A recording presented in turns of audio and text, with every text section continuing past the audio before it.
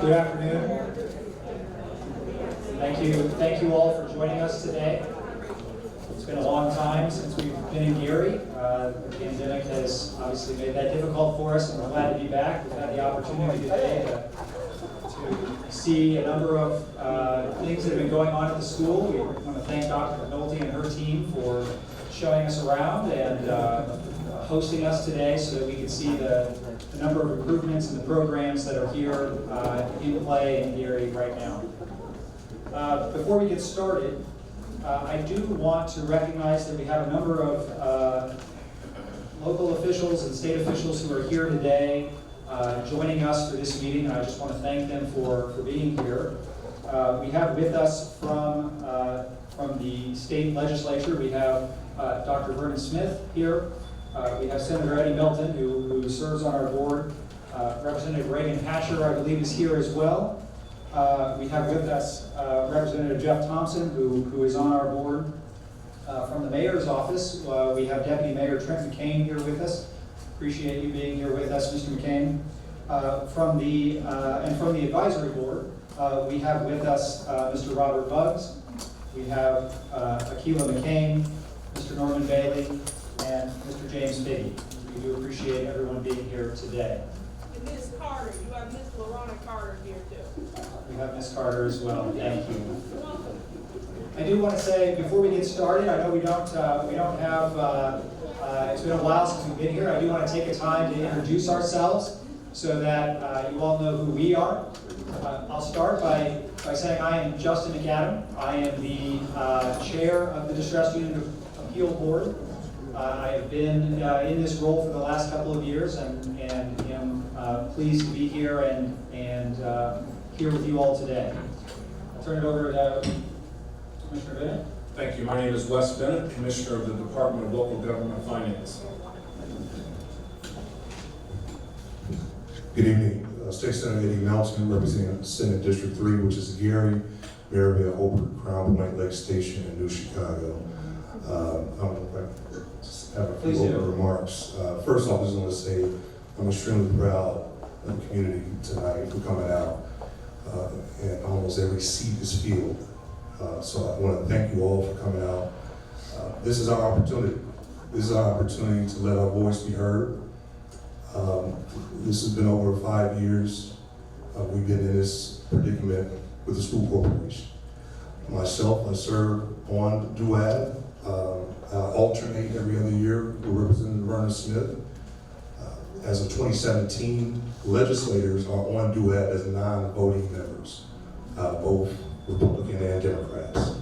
But tonight, as a reflection and as conversations we've had in the community, some of the frustration and thoughts and ideas, this is our opportunity to communicate that to the members of DUAB that vote and determine our future.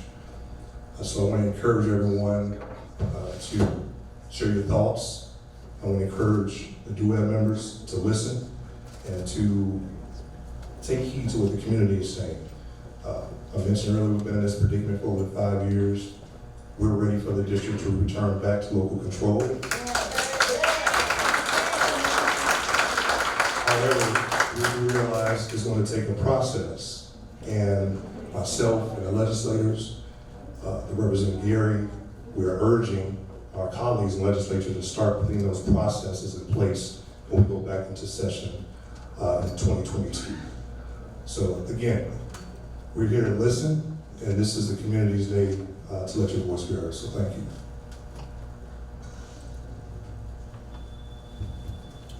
My name is Emily Chrysler. I'm the General Counsel with the Department of Local Government Finance, and I also provide legal counsel to the Distressed Unit Appeal Board.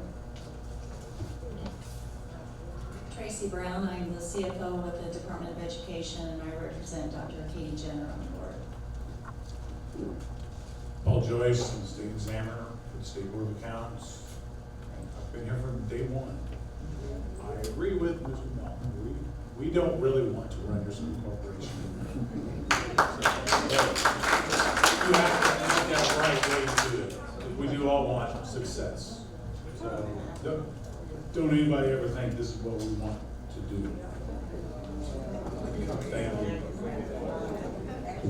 Jeff Thompson, State Representative. I do want to say that Senator Melton, Representative Smith, Representative Hatcher, you have some great representatives, and they're great to work with. I'm glad to be here. Thank you. My name is Pete Miller. I'm the executive.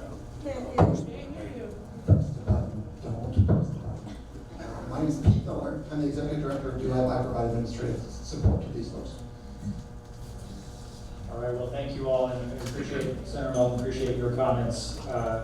Agree wholeheartedly with you in terms of where we want to see this district go, and how I want tonight to go.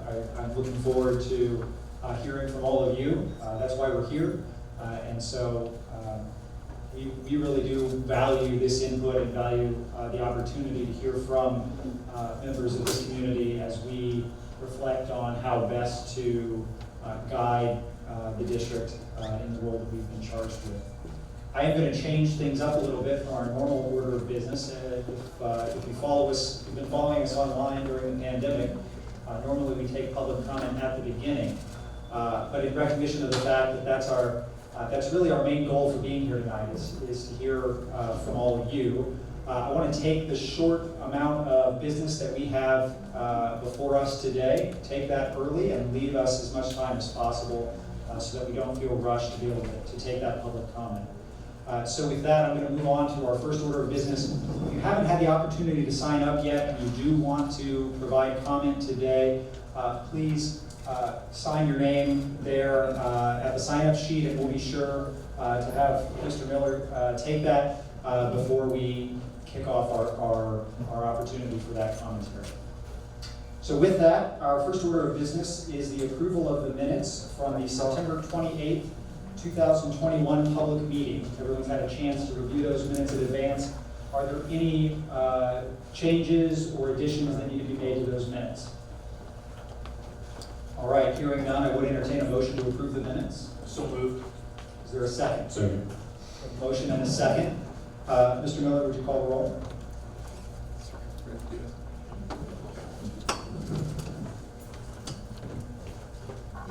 So 4 or 5 voting members here.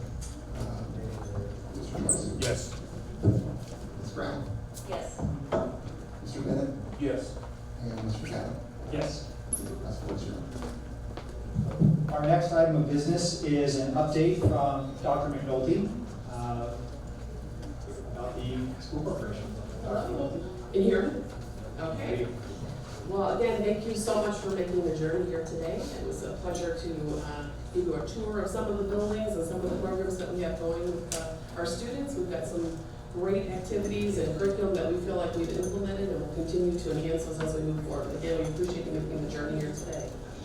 So we just met maybe about 2 weeks ago, so I have an abbreviated update for you. And the first one is I wanted to share that we've been hosting several parent-focused meetings, and we're going to continue to do those throughout the district as the year goes on. We had one on the special education department to share with parents on how to follow their IEP, what the IEP means, how to read it, knowing your rights, how to access help, etc. We also had a student ambassador meeting, which students work together with staff to discuss and implement ideas for positive initiatives and leadership opportunities within the district as students. And again, we'll continue to host many of these meetings throughout the school year. We also held a focus meeting group with a group of pastors from the community. We had about 15 pastors that met with us about a week ago. We had a wonderful conversation, gathered some input from them that we'll be implementing within the school district. And again, I want to say thank you because many of those pastors are the ones that are driving things for us as we speak, delivering students to and from school safely. So we appreciate all their help and support. In addition, our school district continues to be part of what's called the Northwest Insurance Trust Consortium. We joined this consortium several years ago. There is currently, I believe, 6 school districts in this consortium. We have 3 additional school districts who are seeking entrance into the consortium to join the trust. The trust has become extremely healthy financially. It's been a wonderful asset to our school district. The average increase nationwide is 12% for insurance to be rising this year, and because our insurance rates, our consortium is doing so well, our insurance rate is only increasing by 3% this year. So we're extremely grateful to be part of that consortium. We'll bring that to DUAB in the near future for approval. But I did want to tell everybody that we believe 3% is wonderful. The services that we get through the insurance trust that we belong to is wonderful. There's clinics that our staff can access for free. I think there's 7 of them, and we're looking to add one at Westside as well here in the near future for our staff. Lastly, we're also looking to preserve and honor all the legacy from all of our schools, and we're looking to add what's called a Hall of Fame at Westside High School that will display many of the great trophies, plaques, and pictures from over the years from all of our students and people who have graduated from our school districts. And we're working with an architect so that we can have that up and down both sides of the sturgeon for our students to see. I recently met with Dave Fagan. I know I spoke with Mr. Milton about this earlier today, who is over the operating engineers to discuss an apprenticeship program at our CTE building here. And this would be a great opportunity for our students because it would be a direct pipeline into a wonderful career. And they have agreed to come and meet with us, take a look at our school. They have 30 slots that they would afford to us every year for free to our students. And again, they would become journeymen as soon as they, journeymen or women, I should say, as soon as they graduate the program. So we're really excited to be entered into a partnership with them. And then lastly, we have our homecoming game tomorrow night and our dance on Saturday. And I want to wish all of our athletes well in their endeavors. Thank you. Thank you, Dr. Penulti. Are there any questions for Dr. Penulti? I think we're gonna touch on a few other capital updates and financial updates. Just a question. Yeah, please. Just to, I'm not sure in terms of the flow of conversation, a couple of questions that I've had from the community specific, so we can kind of answer those directly about, number one, progress in academics, and number two, school safety. I think those are 2 issues. I think a lot of folks have reached out and want to hear, what's next, what's the future of that entails. We know there's been several incidents that continue to occur. For example, at Westside, we've had some serious injuries that have occurred. So I think the community really want to dive deep into those conversations a little bit, just to hear directly from you guys. Sure. I know Ms. Bradley's going to be speaking about academics here shortly in her report. As far as safety, we've put together many safety teams at Westside. Again, I think we spoke at the last DUAB meeting about implemented a night school for some of our students who are unable to attend during the day at this time. And that has been proven to be successful. We have a group of student ambassadors who are working with us now as well on leadership and helping us be leaders within the school to do the right thing. Teaching character traits within the building. We've hired more security at our schools and raised the pay for some of those security as well. So things are getting better. Other questions for Dr. Penulti?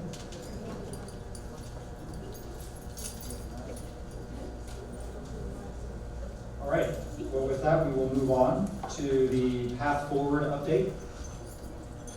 Hello, I'm here to talk about the path forward, and the path forward is a quarterly progress report, and this is the fall report that I'm going to present to you. And in your packet, you have the 4 pillars: academics, engagement, fiscal, and operations. And under academics, when this report was put together, we are working on some important improvements. One of the things that we're really happy about is that the Indiana Department of Education has taken the special ed services, or given the special ed services back to local control.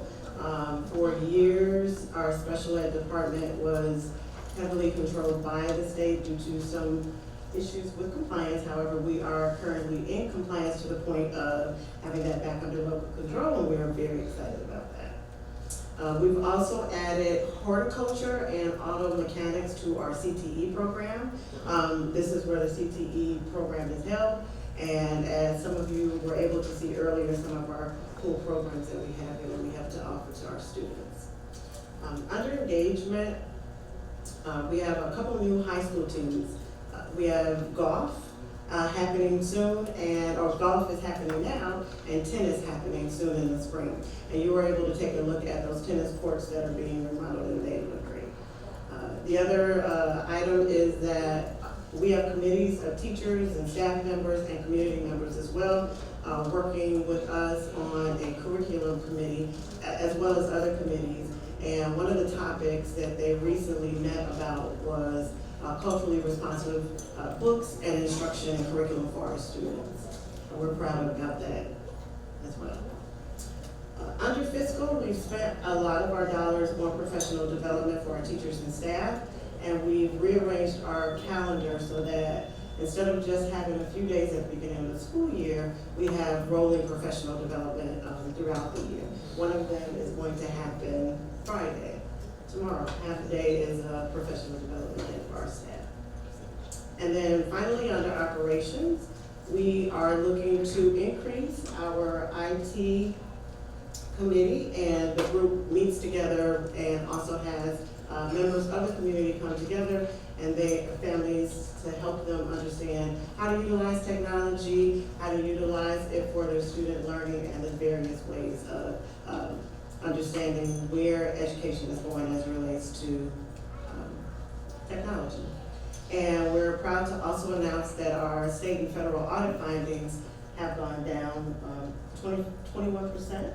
And every year we've gotten audits this year, a couple, and 3 of them, and all of them have gone down. So we're excited about that too. We're headed in the correct direction. So that is the path forward.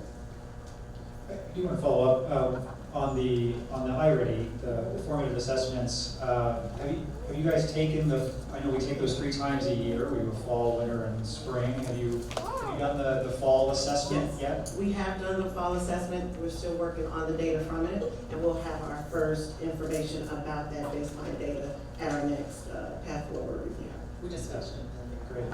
And so as you saw on your tour, when you went by an hour or so ago, the data walls will then be updated and reflect that new data for all teachers.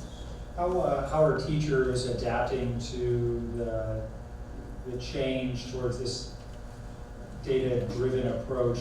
You feel that they're understanding what you're trying to accomplish? Are they energized about that? Tell us a little bit about that. I think overall, yes, our staff is. They understand that in order for us to move forward with the academics, we have to know where we are now and have a plan for moving our students. Change is hard for anybody, with anything. However, I think that we're managing that well. And our teachers are dedicated to our students, and we want to do right things. How much professional development do you do around iReady and using the data specifically?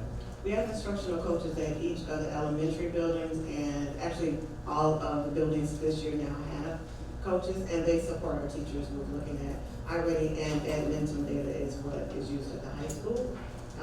And they have the opportunity to have regular professional developments because we look at data during PLCs that happen weekly. Great. Thank you. Yeah, Senator Mel. Can you provide an update on how, because we extended the school day this year, how that process has gone? Has it yielded any assistance or help in terms of students and academic achievement? So the additional hour is used for ensuring that small groups happen. So instead of just having instruction for one set of students and in one way, all of our kids are able to be in small groups, especially at the elementary and at the secondary level as well. And so that additional hour is used for that. So it's just the schedule itself was extended. That's K through 12? That's K through 12. Other questions for Dr. McNulty or Ms. Rapp? What obstacles are you running into currently that will slow the path forward? I would say that I would go back to change is not difficult.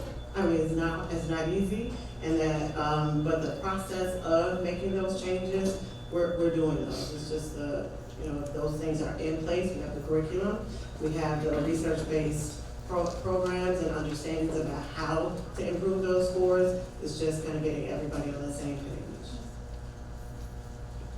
How do you get the ones you're instructing on that page? I think being clear about the vision and mission and ensuring that everybody understands the direction that we're going, which is improving those academic scores for our students and how to get there. So that those professional development sessions are around those topics. We're also letting staff and principals know that we're welcoming them to go visit other school districts that maybe are more progressive in some areas, so if they want to go visit and see, and let's not recreate the wheel in some areas, and so they can come back and share with us. Further questions? All right. Well, the next item on our agenda today is an update on the School Improvement Fund. We had the opportunity to see a number of these dollars in action today, whether it's at the high school or here at the Career Center. We saw a number of improvements being in process, completed, and coming up. So eager to hear how things are progressing here and what the next steps are. Absolutely, thank you. I just want to remind everyone for the public that our School Improvement Fund is the common school loan suspensions that we were so graciously given the opportunity for the next 5 years to draw down about $454,000 a month to build this fund over time. So as of right now, we do have approximately $4.4 million in the fund, and we've got plenty of projects going on, as you've seen yourself.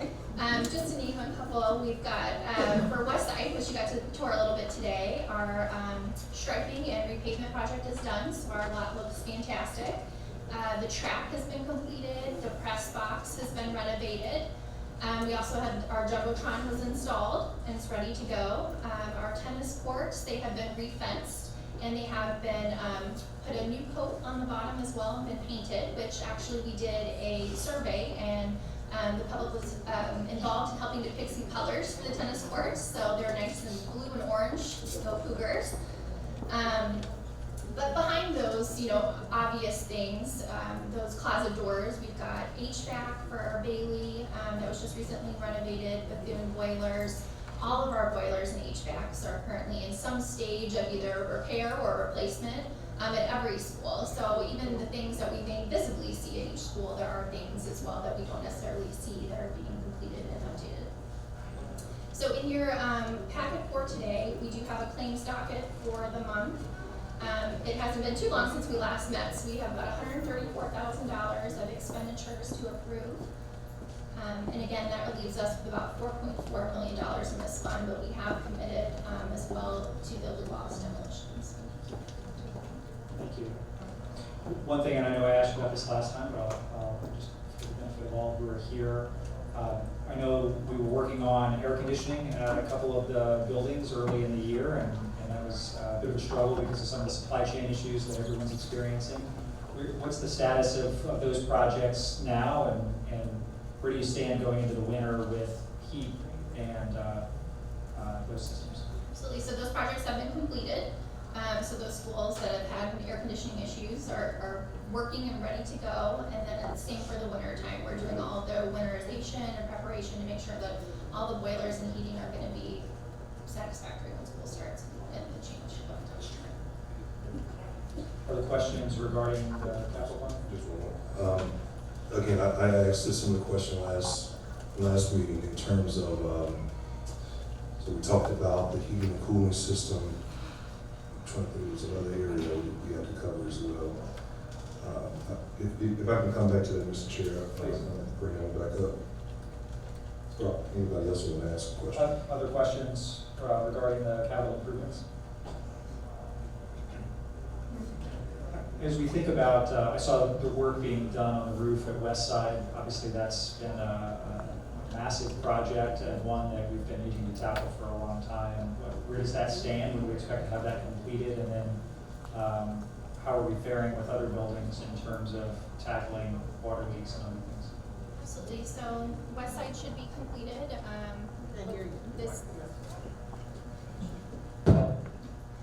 Westside should be completed before the winter. They're in the last phase of it now.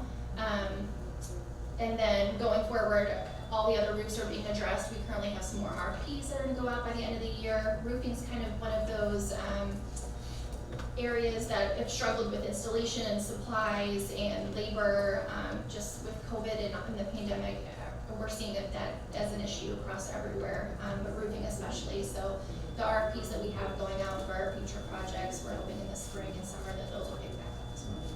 And in addition, for the roofing, some of it will stop or slow down over the winter because we don't want to be roofing over classrooms where it might be noisy. So we've been able to roof gyms and places like that where we're not disrupting students.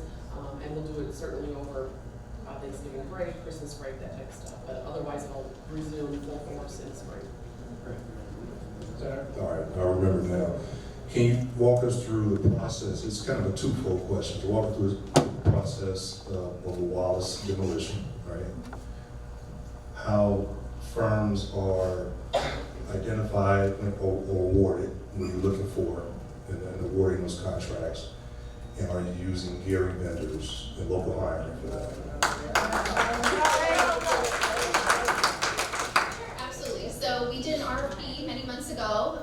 We had approximately 5 bidders that responded to the RFP. We selected 3 bidders that had similar scopes of work and pricing to have interviews. All those bidders were also required to attend a pre-bid meeting where they went through all the asbestos, any sort of other construction issues, fill type of things like that, schedule with our director of operations. And then once those 3 interviews, out of that, we compared the scope of work and we selected the best vendor. They're not necessarily based on best price, but scope of work, but the vendor that was chosen has committed to approximately over $600,000 specific to local Gary vendors for contract. We don't have no Gary vendors. Is that the answer? Gary workers? We don't have any Gary vendors. So I think going back to just property in general, I'm revisiting that because I think it's just important for the community to be reminded about how many actual facilities that we had and maybe kind of sold off, right?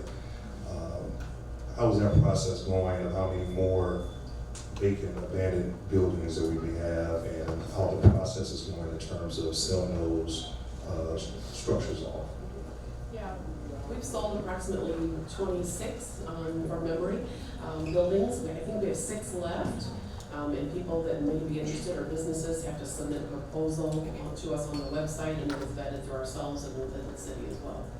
We have 6 left, and all those are posted on our website, the ones that are still available. So it's a full report of what all structures have been Which sold. shows what we've sold and who it's been sold to. To speak a little bit, I'm going to jump back a little bit. One other issue that you and I had the opportunity to speak about at lunch, transportation and busing. We've unfortunately experienced the same difficulties that many districts have faced, and maybe to a greater degree than some other districts have faced in terms of driver shortages. How's that going in terms of addressing the short-term issue, and what are you thinking about long-term as you look ahead to next semester, next year? Yeah. So again, to reiterate what happened, literally I think it was 2 days before school started, we were notified that our vendor, because we outsource our transportation, had notified us that we were going to be 14 bus drivers short when school started 2 days later. And the reason for that was they, at the time, were borrowing bus drivers from other districts, and those school corporations were going to be going back to school because our calendar was different, and so we were no longer going to have those 14 drivers. Obviously, that was unacceptable. We talked with them at great length. There's a bus shortage, a driver shortage across the nation, as you probably have been reading and hearing about in Chicago and many other districts. However, that doesn't help our situation. So we immediately started working with the city. They were wonderful and met with us the very next, I think it was that same day actually, to offer the city buses to those high school students who were eligible or able to ride those buses. We bought bus passes for every high school student who wanted to ride the bus. And then we also met with a group of pastors, and we rented enterprise vans that next week as well. And we have many pastors, at least 9, driving for us right now, students to and from school. It's not the best situation, we acknowledge that, but it's the only situation that we have at this time, the only solution we have at this time. We're not, because of the regulations from the state, we're not allowed to charter, we're not allowed to purchase or rent charter buses or vans, and there's very specific guidelines on how you can transport students and in what kind of a vehicle. So we are planning on going out for an RFP for our transportation here in the near future. We're hoping that we can get some more prospects, but again, all companies are having a driver shortage area. Thank you. I appreciate that update and appreciate your diligence in working on that issue. All right. Before we move on, we do have a claims docket to approve. As Nicole said, it's $134,000 in expenses since the last time we considered this item. You've all had a chance to review that as part of your packet. I would entertain a motion to approve the claims docket. Is there a motion? I make a motion to approve the claims docket as presented. Is there a second? A motion and a second. Is there any discussion on the motion? All right. All those in favor say aye. Aye. Aye. All those opposed? All right, motion carries. The claims docket is approved. Our next item of business is an update on the viable deficit reduction plan. As you recall, this is the plan that we required of Gary School's recovery /MGT at the beginning of the engagement to chart the path forward for financial solvency. This was the path for how do we get back to back to a position of financial stability and be able to move past some of the difficulty that we encountered at the beginning. This is maybe our 7th update. It's been a number of them. And we have with us Mr. Ricardo Sieben here to present the update to us. Thank you for having me. This is the 7th update for the plan, and I'm happy to announce that we expect to have a balanced budget by the end of the year. By December 31st, 2024, we expect to have a balanced budget.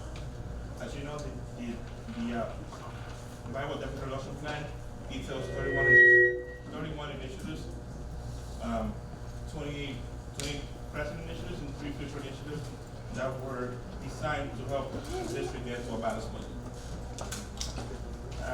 This brief update is going to simply go through the key points of the BDRP plan.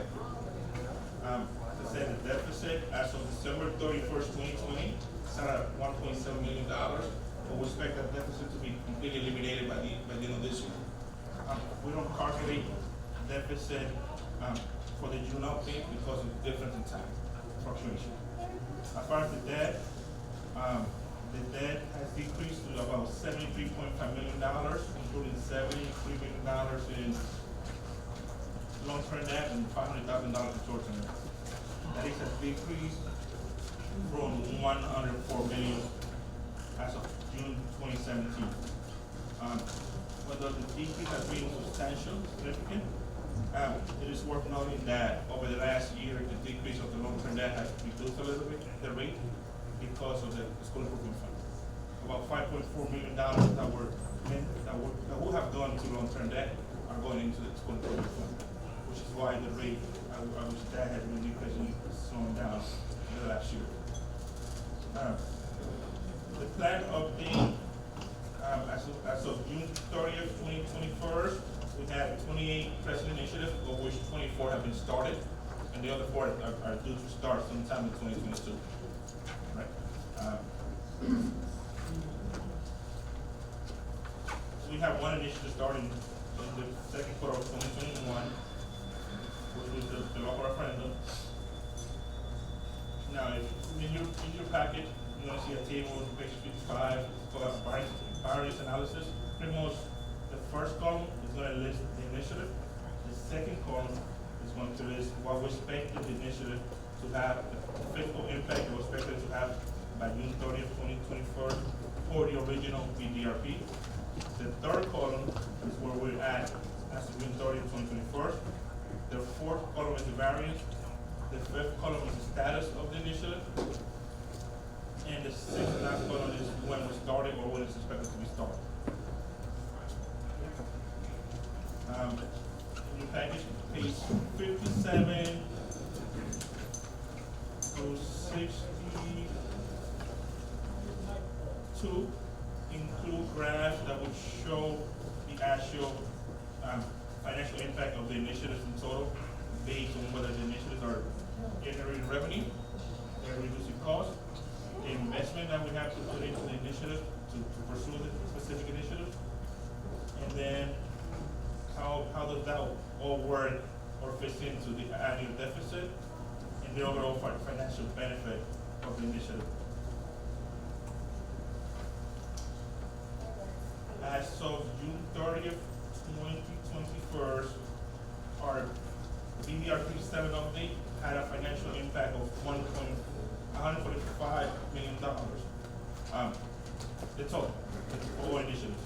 That is about 4% off of the original BDRP back in 2018, right? Page 64, you'll see a graph, it's a box graph. That graph simply shows the initiatives by scale. The larger the box, the larger the financial impact the initiative is going to have. Page 65 is the legend for the graph. Page 66 of your docket includes another table. That table tells each initiative or update and their financial impact. So there you'll be able to see how everything is going and how everything has been updated over the year and how everything has changed over the years. Again, the last BDRP, the this recent update, expected to generate $145 million of financial impact. There are different paths to get to financial solvency. But the initiative details different paths you can do it. So you might be able to do initiative X and now do Y. The point is to get to a balanced budget, which we expect to get to by the end of the year. Saying that we are conforming to the DRP, as evident by the reduction in debt and the fact that we expect to get to a balanced budget by the end of this year. Thank you. Well, I do want to look forward to the next update here in December, or I suppose it will be in January or February of next year. We can finally say that we've reached the point of zero deficit. That will be a monumentous day for this effort and an important one. And I do want to acknowledge something you said there, which is that the amount of the debt from the time that we took over, became engaged in overseeing this district has diminished. So we've actually gone down. And if I recall, one of the largest drivers of that has been the reduction in the amount of outstanding liabilities that we owe in terms of keeping our bills current and otherwise. Is that accurate as I recall that? And that's despite the fact that during that time we've taken, the state has provided a number of loans in the form of common school fund loans to help manage the cash flow for the district. So even despite that additional debt that we've had to take to keep the school operational during that time, we've actually decreased the total amount of debt overall during that time period. So thank you for that, and we do appreciate the efforts there. Are there questions, Senator Melton? That's the light at the end of the tunnel for me when it comes down to returning local control from a fiscal perspective, right? Knowing that by the end of the year, we'll be in the black for the first time in a very long time. But my question is more around, and you just hit on it, Mr. Chairman, debt itself, right? So we're talking deficit, but we also want to talk about the debt, right? Myself, Representative Smith, and Representative Asher, we've been advocating for the forgiveness of the common school loans, because at the end of the day, the purpose of me bringing it up is not, I'm trying to get a little clarity in terms of the options, because DUAB can suggest to the state that common school loans are forgiven. And I know that some of my colleagues, none here, but in the legislature, may not agree with that, because almost every school corporation has some level of common school loans. So I guess my question would be is, if the state didn't forgive probably about the $40 million what position will we be in if we're returned back to local control and we still have that $40 million of debt on the books? Will we still be in a good fiscal condition moving forward? So the plan that we have put in place is for the school district to be at a balanced budget throughout, if everything works well. As far as the debt, I can't give you that answer. I can probably answer that for you. So every year, and we'll actually present this next week during our budget, but our levy is more than enough to support all of the debt obligations that we have for that year. So we are fine to pay all of those going forward. And as part of what we've looked at, or some of the information I know that we've discussed before, is not only what does the financial picture look like here in the near term, we've tasked you with taking a look at that longer term financial picture, the 5 and 10 year picture, to say if the situation that we find ourselves in today, if we have all the bills that we have today, the ones we expect to have in the future, and we have the revenue stream that we have, can we pay those bills? I think the answer you've given us is yes, and then we have some additional funds to invest as well in the district. Absolutely. So our goal is to start a rainy day fund and start being better stewards of saving and reallocating those things. And I think we've been blessed with ESSER money and different things, the 1065, so we've been able to do lots of improvements and offload that capital from our original operations budget. So most school corporations don't have those other revenue sources, but they use their operational fund. So it's kind of taken that pressure off of that, so we can use that to pay down that deficit that's originally just in the operational fund. So we're able to get more appropriations this week, or next week, that I'll present as well. So each year we're trending in a positive manner. Would a shift in population impact that, student population, in terms of being able to acquire rainy day funds, being able to sustain? You can obligate about 10% of your appropriated balances into a rainy day fund that haven't been spent at the year end. So I mean, your ADM increases would raise your tuition support, which would help your education fund. I don't know that helps us necessarily from an operational standpoint. Our operational fund is really kind of the tighter fund because of that Lake County circuit breaker. Are there other questions regarding the deficit? Mr. Chairman, thank you, Carl. Maybe you can answer as well. I'd like to get a sense at our next meeting of how that 75 million, give or take, breaks down between the common school fund and maybe some other outstanding long-term debt.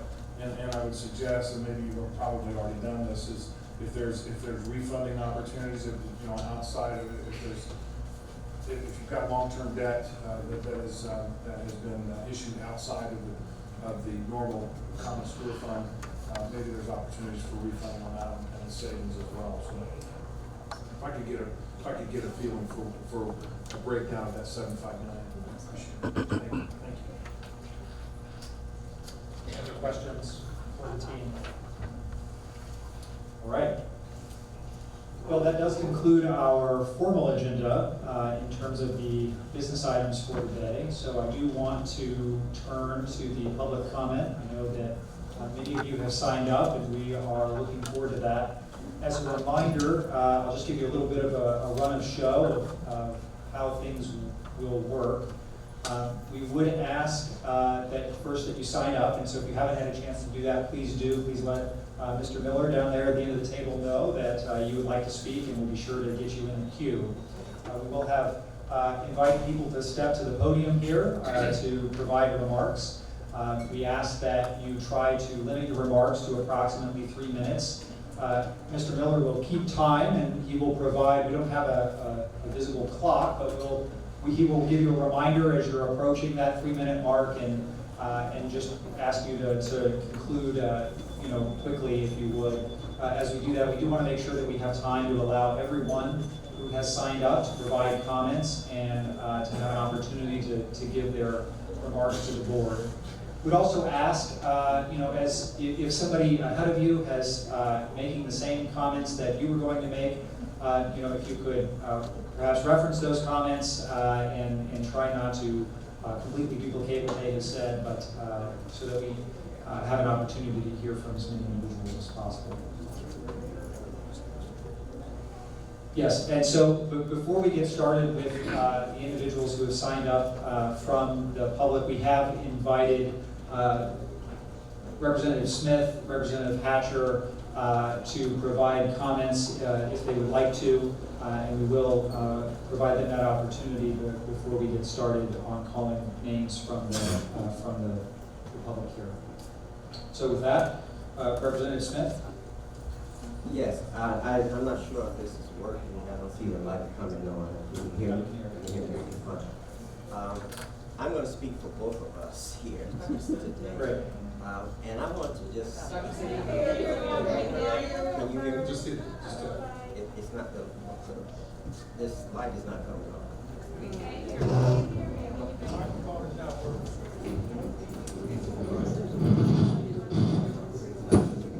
This light is on.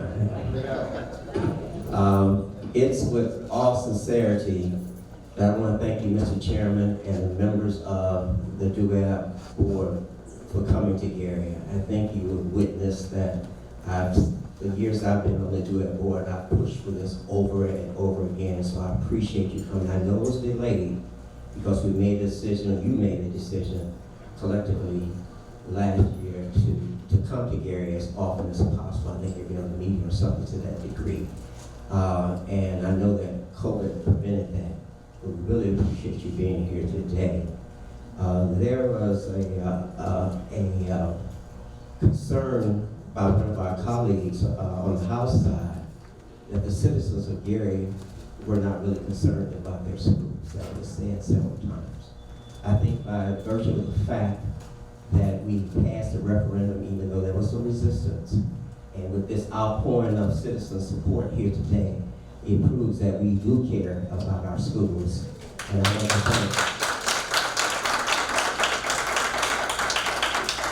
I do want to thank all these citizens for coming out, even though it was an awkward time at 3 o'clock because schools were adjourning at that time. Parents have to take care of their children, make sure they get home and so forth. But they managed their time management and they are serving here today. And I just want to applaud and to thank them.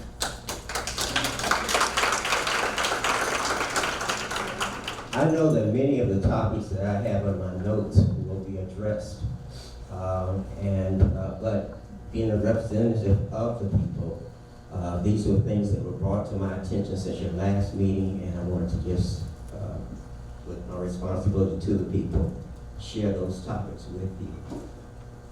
The first question had to do with Lou Wallace, and that issue came up. There was a question about the cost.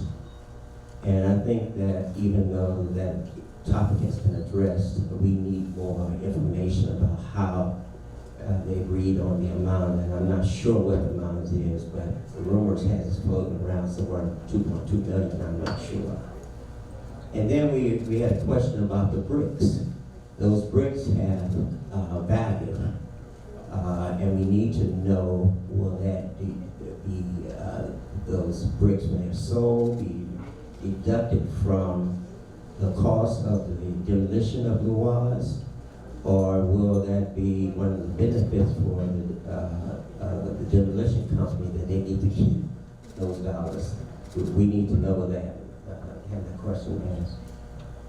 And then we're concerned about the stimulus dollars, which are a blessing from above. Quite a dollar amount. What is the plan to use those dollars? We don't think it ought to be a slush fund. It ought to be constructively used to perpetuate us into the black in the future, as well as to improve the quality of the buildings that we have and all the facilities, but also to address our academic programs. We need to know how those dollars are going to be utilized, not as a fund that we just keep taking out in a haphazard way, but that we're going to use those funds in the most constructive, intelligent way that will perpetuate and make the school corporation as effective as it can be. And then we're concerned about the referendum budget.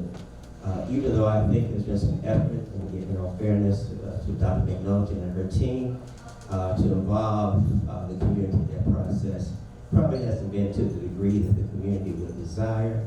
And so the community really wants to know how those referendum dollars are going to be spent. And they need to be as transparent as possible. Then we move on to the common school funds that was mentioned. And we heard those labeled as the school improvement funds. Those are common school dollars which, to the effort of my colleague on the other side, Senator Melton, we have those dollars available to us. It is not clear to this community how those dollars are going to be used. So we have 3 pots of money. The referendum dollars, the stimulus dollars, and the common school fund dollars that we have. How those dollars are going to be utilized, and it should be reduced to writing so we can follow them. And they need to be made available in multiple forms, not just online, but in printed forms, so that people have them in their hands, circulated into churches, circulated throughout the communities, so that we know how those dollars are going to be used, because we do have a concern with communication with MGT and the community. The next thing that, given the fact that we have these surpluses of this extra money that's coming in from unexpected sources, we feel that we will be able, without a doubt, to sustain ourselves in the black for the next 2 years. That's part of the bill that was that created our situation, that we needed to be in black. Given that, we think that we must begin to think about a transition plan, transitioning our school back. And I want to thank, Mr. Bennett and Mr. Joyce, who have been supportive of my concern for this for a number of years, that we need to create that transitional plan. And it ought to be time sensitive with benchmarks and a timeline to be executed. And I would hope that we would get a superintendent in place. The bill that put us in a distress situation, where we were already in a distress situation, but addressed our distress situation, did not eliminate our superintendent.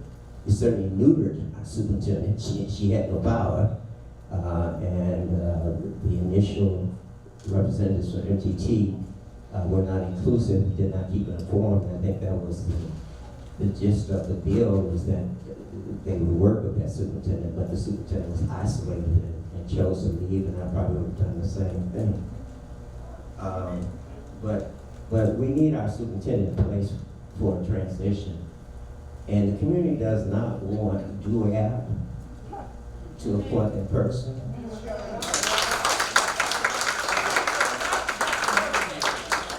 We don't want the Department of Education to appoint that person. We don't want the legislature or the governor to appoint that person. We want the community to appoint that person. And so we have to come up with a plan to do that, because we don't have a school board. In addition to, we don't have a school board. We do not have a school board. We have an advisory board with no power.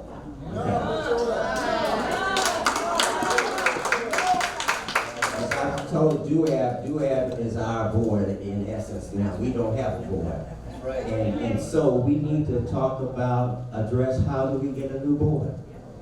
And we're concerned about that. And there's a committee that's working, of people who are interested, that are going to be coming with a plan that we're going to share with DUAB on addressing these areas. And when we do, we hope that you will be supportive of them.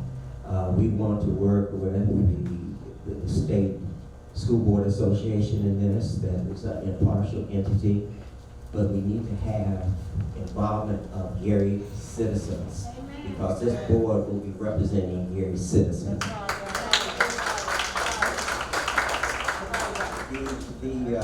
The next thing that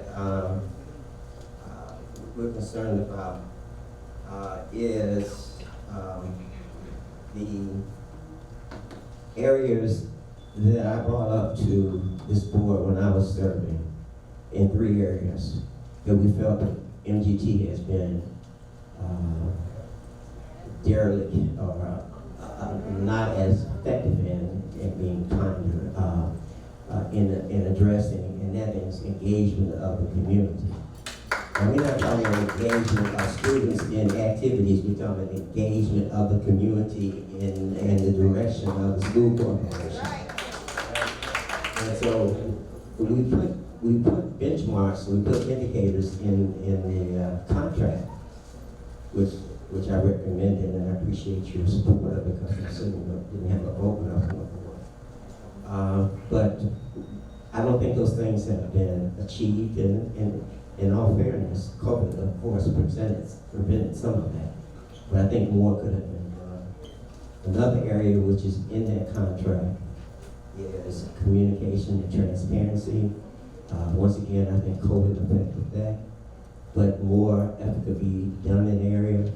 There's a misnomer that everybody has access and know how to utilize technology, and that is not the case in this community. And so when we just put everything online, it says online, you're not getting to the community. You gotta use multifaceted ways to get to the community. And so we've got to do a better job in the area of communication. But once again, my understanding is that the MGT did not satisfy the contractual agreements in those areas. And the last, of course, is the major one, is academics. Our academics has gone down since MGT took over.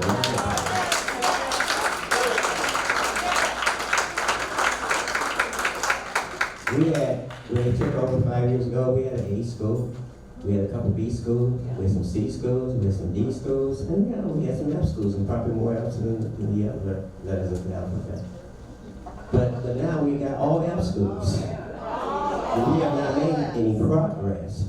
And I think that we've got to address that, and I think that, I keep giving credit to 2 of the gentlemen on this board, that's Mr. Finn and Mr. Joyce. I think they've supported it. They said that's an area that we probably didn't address as we should. I really want to commend MGT for biting the bullet and really getting us back into the black. I mean, there were some service cuts that we needed to make. And in the community, we're against many of those cuts, but they were made. And we're better off now, we're closer. And that was one reason I supported the referendum for those people who didn't like me doing it. It's because I wanted the school corporation back in the hands of the people. And I think the referendum assures that. And I'm sure that we've got to make some effort in improving the academic structure. Now let me just, as I close out, my last point that I wanted to make was 2 points. First of all, that's a misnomer that we were using data-driven approach to educating our children before MGT came here. We had data boards and so forth, and we were making progress. So I just think that for us to think that this is something new for the Gary Community School Corporation, I think that's a misnomer. My last point I'd like to make, and I know I'm long-winded, but I'm just trying to bring up all the points that I feel that needs to be addressed, as well as those that are brought to my attention by the public. And that is a point that I think Senator Melton brought out, the Common School Fund loans. The records show that prior to MGT taking over with the cooperation of the superintendent at that time, the school board, they gave me figures, and I've introduced a bill every year for forgiveness of our Common School Fund loans. We did it for all of the charters, and because they supposedly were stressed, and I think we ought to do that. Now, me being in the minority, that bill hasn't even seen the light of day. I don't even know if it was even looked at by the chairman of the Ways and Means Committee. But the bottom line is, I think if the recommendation comes from DUAB, and I think that's the point that Senator Melton was making, if it comes from DUAB, I think it have more credence and more support. And we do plan to talk with the governor, Senator Melton and I, and Representative Hatchett. We plan to talk to the governor about this, because if you're really concerned about giving us a new start, take the monkey off of that, take all the burden off of that, so we'll be able to do that, so we get a new start. Now, if we fail after this new start, then maybe we should be out of business. But you shouldn't let us start over again with burden on our back. And that burden was created not by the school corporation, but by things that was done by the state. If we didn't, and this is not an attack on charters, it's just a fact. If we didn't have such abundance of charters in Gary, Indiana, we would not do that. If you had not changed the school funding formula, we wouldn't be in the situation we're in now. If you hadn't shifted the emphasis and got rid of some of the weights that we had in the school formula that protected us when you're losing students. And so, not to try to blame, because blaming is not going to solve our situation. But what I'm doing is analyzing, because you have to analyze before you plan. And so you have to look at the things that cause you to be where you are before you can get into a situation where you improve. And that's all I'm trying to do, is go through the analytical stage where we've been and where we were, where we are at this time, in order to plan for where we want to go. And as Kim said so eloquently, is how we're going to get there. And I'm just saying that we need your help. I do believe that good people on this DUAB board, that you really care about us. There's some who really care about us. And I'm asking those people to speak up more. Because we're the ones who have no voice anymore. This is going to be our first chance. Once again, our community citizens coming out, so your voices will be heard. And I want to just thank you for the opportunity to share that.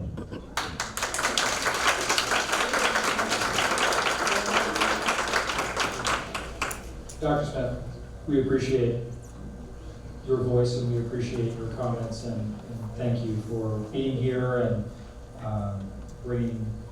being the voice for your community. We greatly appreciate that, and we all benefit from that. I just want to thank you again, because they used to shut me up when I was on the field.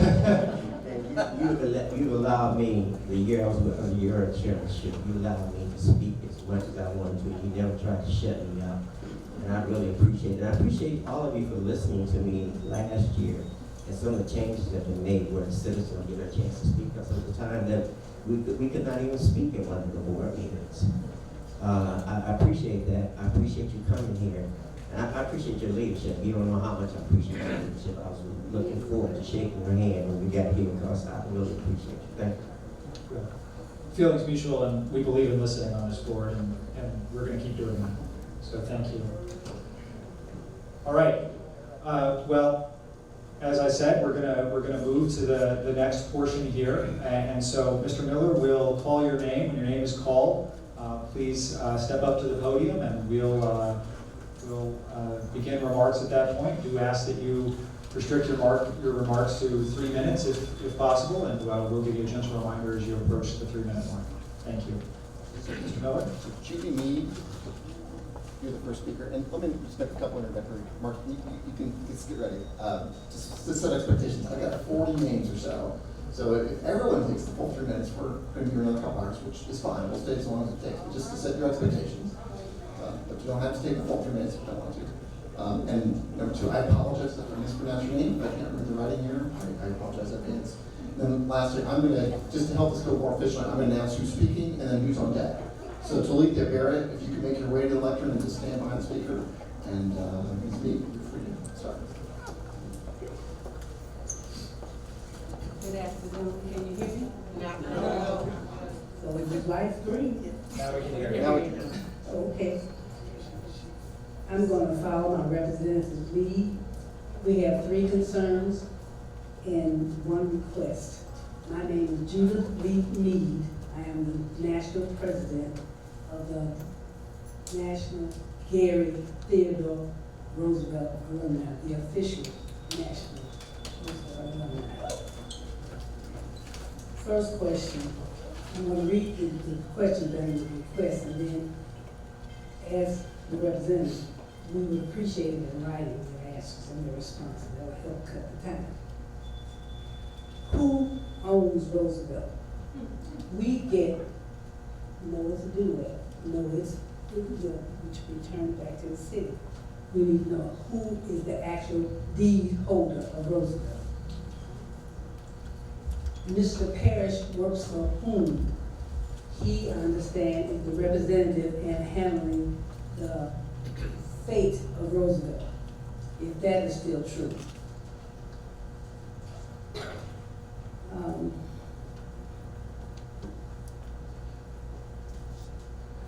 Okay, there was an RFI put out last year. It was submitted in November, rejected in December. And at the time after, in early January, McNulty and DUAB was that they would resubmit and ask again about and putting out another RFI. When is that going to happen? RFI, RFP, whatever you want to nickname it. When is that going to happen to give people criteria and what process you have to go through as far as the building and basically the grounds, Roosevelt itself. Third question. Since the state allowed charter schools to be purchase schools for $1, what's the process and the procedure to allow the alumni to have that same particular work? My request is, we as Roosevelt alumni would very much appreciate our memorabilia and our artifact to be displayed at the Gary Library on 5th, not in the hallway of West Side.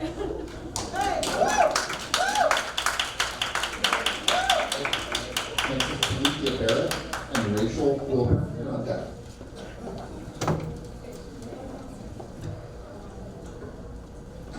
Good afternoon, and thank you for coming out to hear us.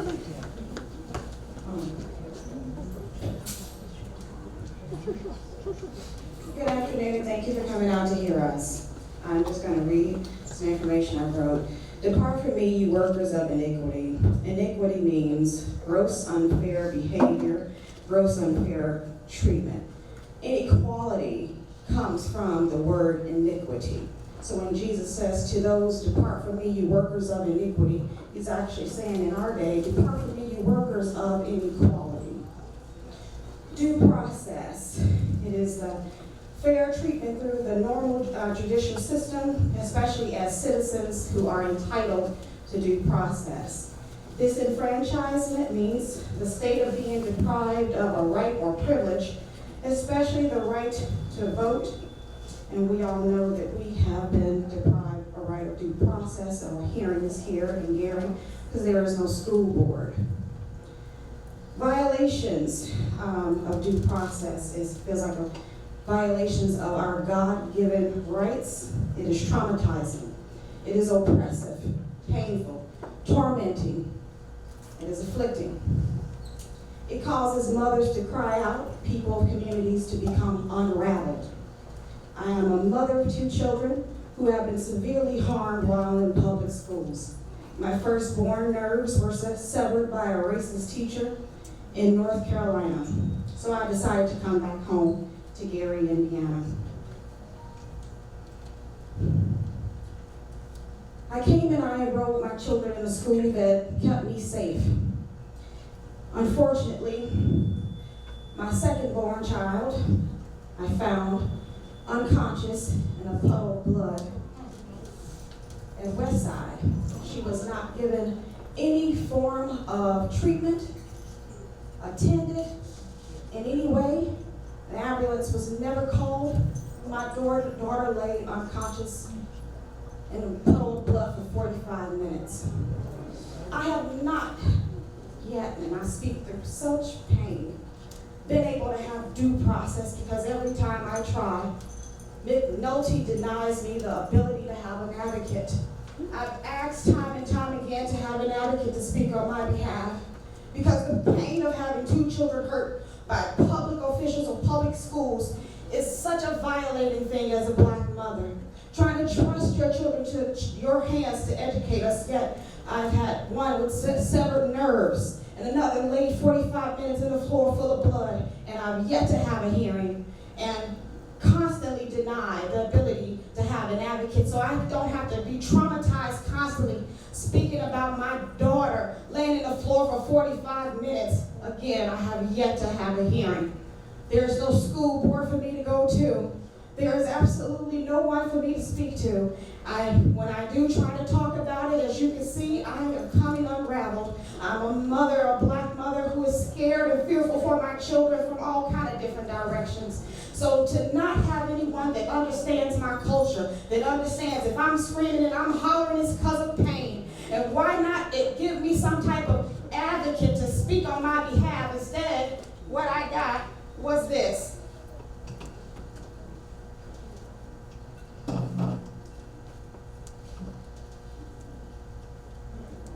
If I can get it to play. That's okay. I'll send it to you. It is McNulty disconnecting a Zoom call as she is being told that I have an advocate here in my home to help speak on my behalf. She ended abruptly that meeting when I was trying to explain what was going on with my child. She has denied phone calls, emails, contacts, the ability to come in and talk to her. When we tried to reach down to I believe you, Mr. Robert Buggs told me nothing has come from even him contacting you. There is absolutely nowhere for us to go as Black people, and it is so traumatizing. I hope and I pray that white supremacy, I hope your hearts are pricked and that you stop this inequity and this inequality and the affliction that you're giving Black people, period. Because basically, the denial to be heard is denial of an enfranchisement, denial of votes. It's just too much, and I hope that you guys get it together. Thank you.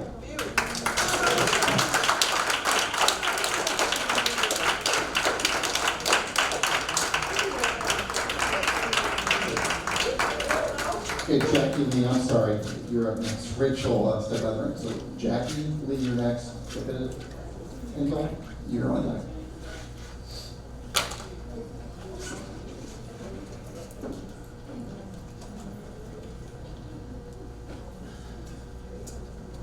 Hi, my name is Jackie Lee. I appreciate you all coming today because we've been going through it.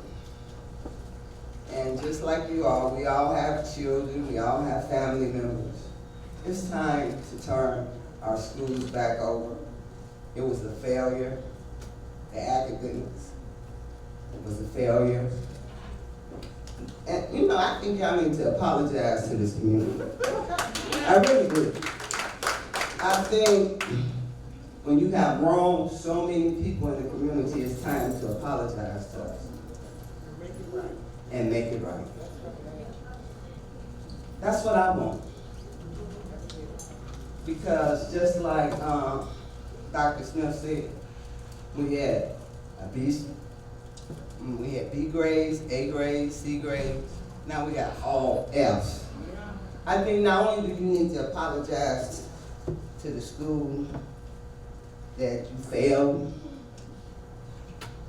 to the children you failed, but we have a superintendent where y'all drug through the ground that's here today, Dr. Cheryl Pruitt, who cared about our kids. It's time y'all apologize to us. Just make it right. That's all I got to say. Make it right.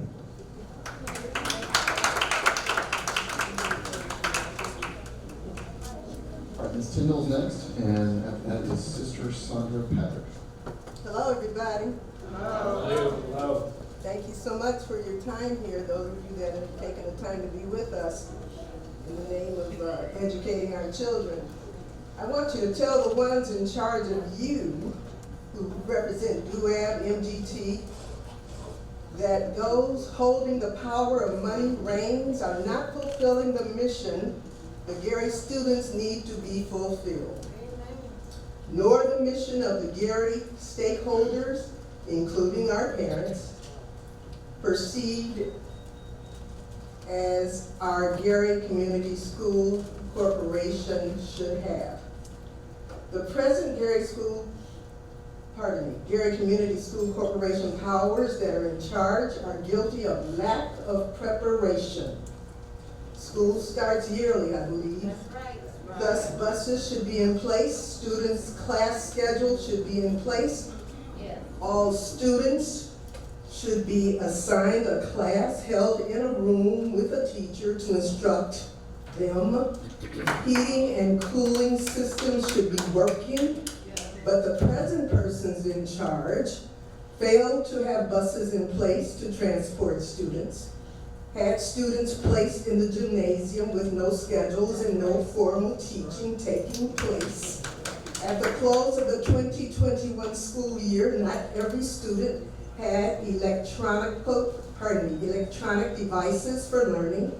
Further, the present powers are anti-service for special ed students, anti-parent, anti-students, anti-equitable and quality education for all students.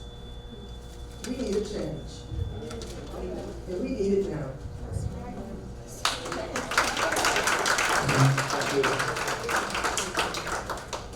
Sister Patrick is next, and then Praise God, praise God. on deck is Jim Noah. All right. When the word of God comes forth, should nobody in here be there? Because in the latter days, he has the answer, and Christ is in this meeting. We thank you for coming to do your part, because Gary was not chosen to do your part. And we can see man still needs Christ.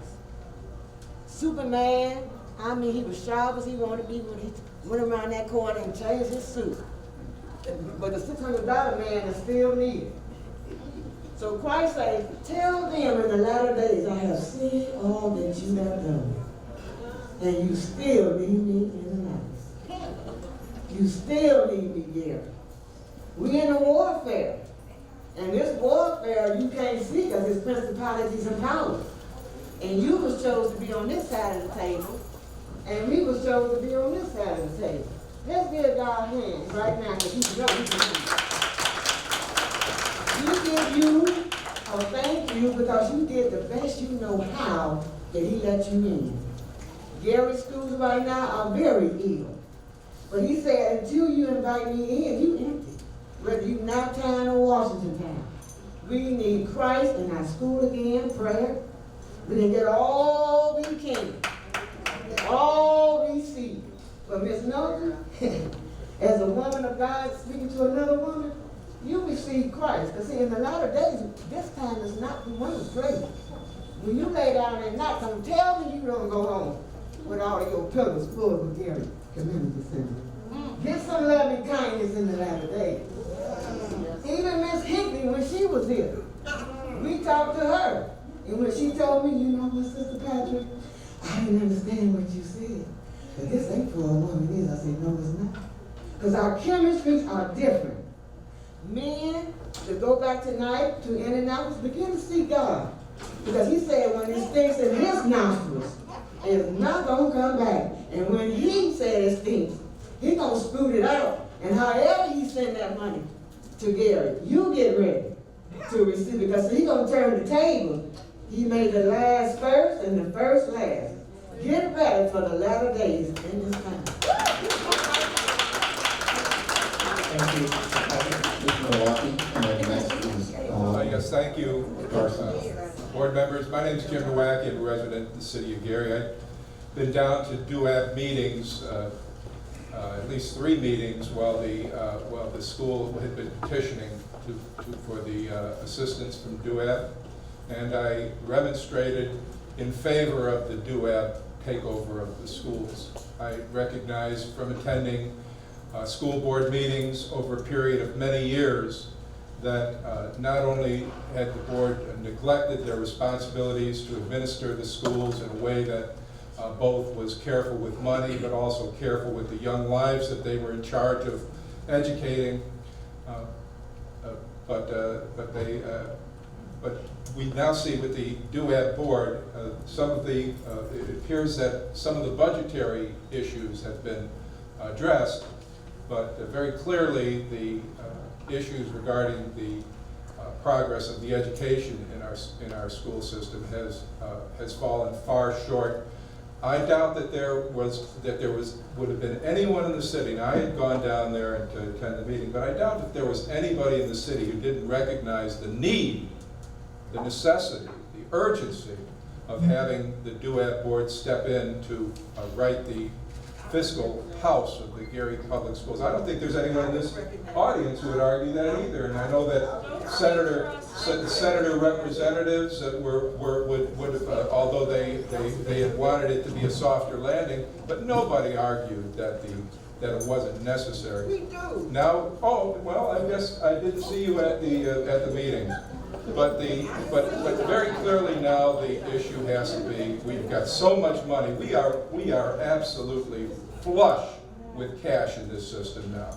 And that has its own problem. I don't know if you've ever heard stories about lottery winners who who go from being millionaires to being broke in 3 years, and it seems to be that without spending this money wisely, we're going to see that same thing here. So thank you for righting some of the fiscal problems that we've had in the city, but very clearly we've lost our way with the young lives who depend on the schools for an education. Thank you.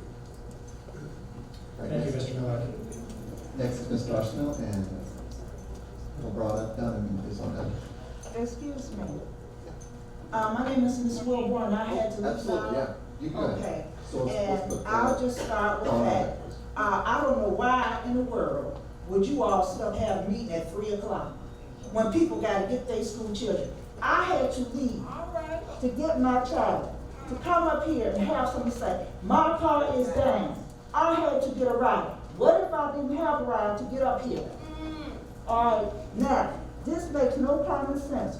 You all are over school. You didn't know what time they get out? There's a door there. There's doors there. There's doors down there. Why in the world is everybody coming through and out the same door at school time? Does that make common sense to you? Don't make none to me. I don't care if you got to get one of them metal detectors, put it on your back, put it at that door. Don't let this happen again. When we come here, especially at 2-something, we don't come here to wait on you to get yourself together. That's your problem. We're ready. So you make sure we're coming through another door. Y'all feel what I'm saying? Okay? And you make sure you think about it, because let me tell you something. There could be sick among these that you got waiting out here to accommodate what you want. They're supposed to be accommodating us, not you. So if you can't accommodate us, get another position. Okay? Then, there's another thing about this piece of school computer system. I don't know who y'all get to do a computer system. I don't know. I don't know if you get some kids that don't know what the crap they do and they tell them to put something together. I sat up here looking at Skylar, waiting to see what my child's progress was. Well, the teacher got to teach. She got time to talk to you. Well, if you don't get the schoolwork, when the classes start, August 10th, you don't know what's going on, okay? So I started getting grades, schoolwork, start really knowing the progress in October. Now let's see if y'all can guess get this question right. When does the school period end for the first marking period? I can't hear you. She won't tell me. October. That is unacceptable. Do you understand me? Okay. My child finishes semesters when? When does the semester end, y'all? December.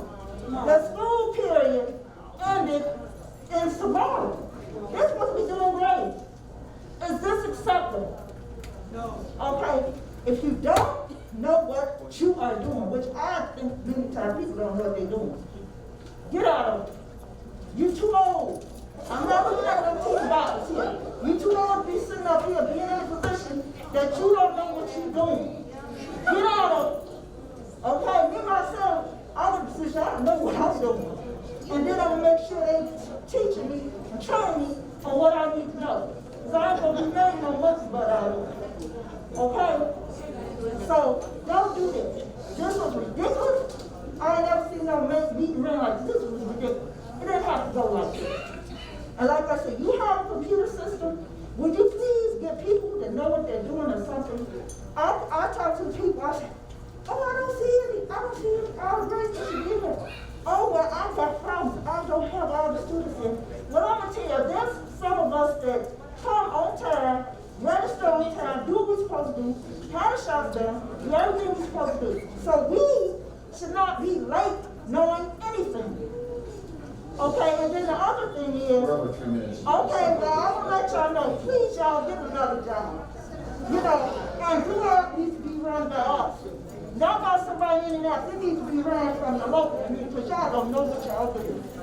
As far as academics go, you may be able to write a piece, write a number down and say 20 minus 10 equals 10. They don't cut it when it comes to academics. Okay? They don't cut it when it comes to safety. And when you do it, so you gotta love these children. You gotta care. Because if you ain't put your heart in, if you don't care, don't do it. Next is Dawn Darcino, and on deck is Lovato. Hi, I'm Dawn Darcino, and I won't be up here with less than 60 seconds. First of all, I hope you listen to Dr. Vernon Smith, because I agree totally with everything he said, so I hope you listen. I used to monitor the school board intensely. When they saw me coming, they wanted to go home, cancel. They even canceled meetings in my name. But the reason was I did my homework before I came to a meeting. And the biggest problem I saw was the money. Like Vernon said, transparency follows the money. The maintenance people we've had over the years should be prosecuted. They downright stole from the school system. We had millions of dollars to work with in the past. I've heard you mention big numbers. But you better follow your maintenance people, because that's where the ripoff is. Some of the people who we proved were doing things back in the day, they should be prosecuted.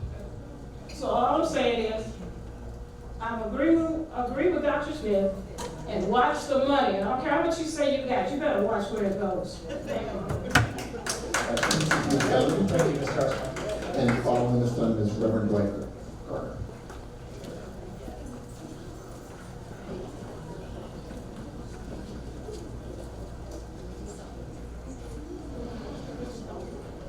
Good evening. First I want to say thank you for coming out, and I'm going to try to go very fast in what I want to say. I agree with everything that Dr. Smith said, and I do feel that we do need, as a taxpayer, I own my home, and everyone in the city of Gary, whether they live in an apartment or not, they're paying a property tax or a part of it. We do need a breakdown on how the money is being spent from the property taxes. I attended the state board meeting in Indianapolis yesterday, and they talked about pathways. They presented a program for graduates to make sure that they are able to graduate and be able to have a job when they graduate.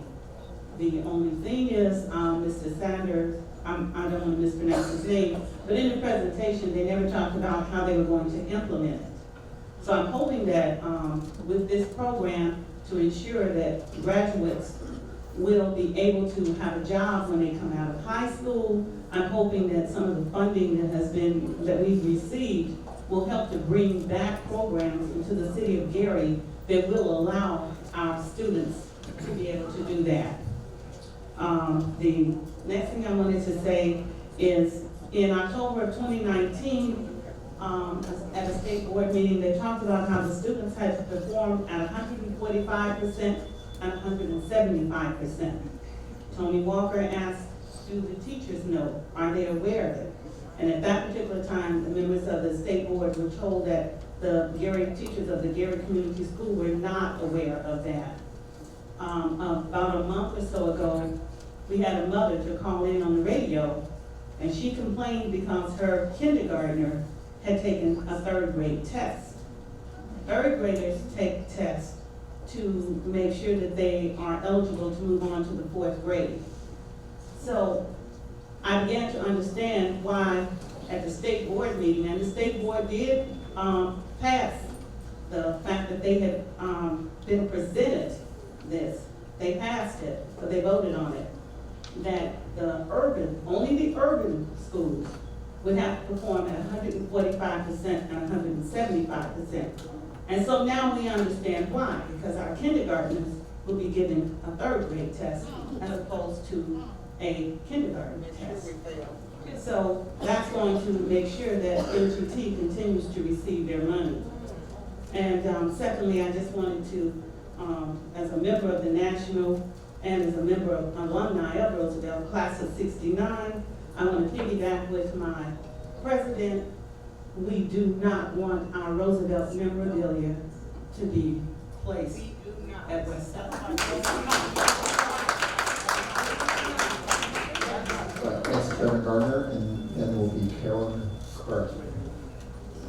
First of all, let me say good evening to the DUAB board and to thank you for coming to Gary and allowing its citizens to address you directly. The short of my conversation could simply be Dr. Bernard Smith articulated everything that I would have wanted to say. My hope, though, is that you do more than hear him, that you would actually act on what it is he has laid out, because he did it extremely well. I serve as pastor of the Trinity Baptist Church, the 103-year-old Trinity Baptist Church of Gary, Indiana. I've been there for 20 years. I'm a graduate of Emerson High School, born and raised in Gary. All of my children are graduates of the Gary Community School Corporation, and all of them are college graduates and doing very well.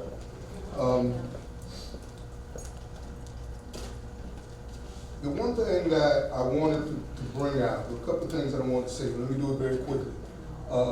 There have been some successes that were the result of DUAB coming together. Our finances have turned the corner. Dr. Smith outlined that. We are close to the place where we meet the mandate of the legislation that would return our school system back to Gary. There have been great repairs, new roofs, new parking lots, cleaner buildings, repaired and replaced boilers, gymnasiums. Gary's been a track city for generations. The new track at West Side, the football field online to be done. There have been some things that have been done and done very well. And we are happy and proud of that. That being said, as the civic chair of the 34-member Baptist Ministers Conference of the city of Gary, I stand and speak for them in complete support of the return of public education to the community in Gary, Indiana. Here is my concern, and it has been articulated by Dr. Smith and at least one other person. You're right, we have more money than we've had in 30 or 40 years. 2 out of 3 of the voting citizens in the city of Gary stepped up and pulled a lever that said we would reach in our own pockets and pull out our own resources to the support of public education in Gary, Indiana. And all who voted for that referendum ought to be commended. Question is, how is the money going to be handled? And we won't get another opportunity like the one we have now. And so every penny needs to be counted twice before it is spent once. Every I needs to be dotted and every T has to be crossed as it relates to that funding, because we won't get another opportunity like that. That being said, I have one other issue that disturbs me just a little bit. We have this pool of money. 2 out of 3 citizens who voted stepped up and voted in favor of the referendum. The referendum passed. But there are those who campaigned against it, voted against it, and continue a campaign to have that funding eliminated or withdrawn, even to filing in federal court. To declare that because the state of Indiana took over fiscal management of the Gary Community School Corporation, and therefore the state is now in charge and responsible for everything, and that not even a parent or a school organization could have a popcorn fundraiser because the state is now responsible, is the premise that has been taken as it relates to that referendum. The citizens of Gary raised their money. They went in their pockets. They pulled that lever. They said, we will create opportunity for our children. And I am concerned that if in fact we surrender or we re-empower our local citizenry in relationship to those funds, that we turn the money over to people who continue to fight against us having the money. We cannot do that. We cannot do that. As Dr. Smith said, we must move to transition. We must work out a plan by which we again become responsible for the education of our own students, and it must be a plan that makes sure we dot every I and cross every T. Thank you. Thank you, Representative. Next is Mr. Burton, and then we'll let us explain about that. Good afternoon, everyone.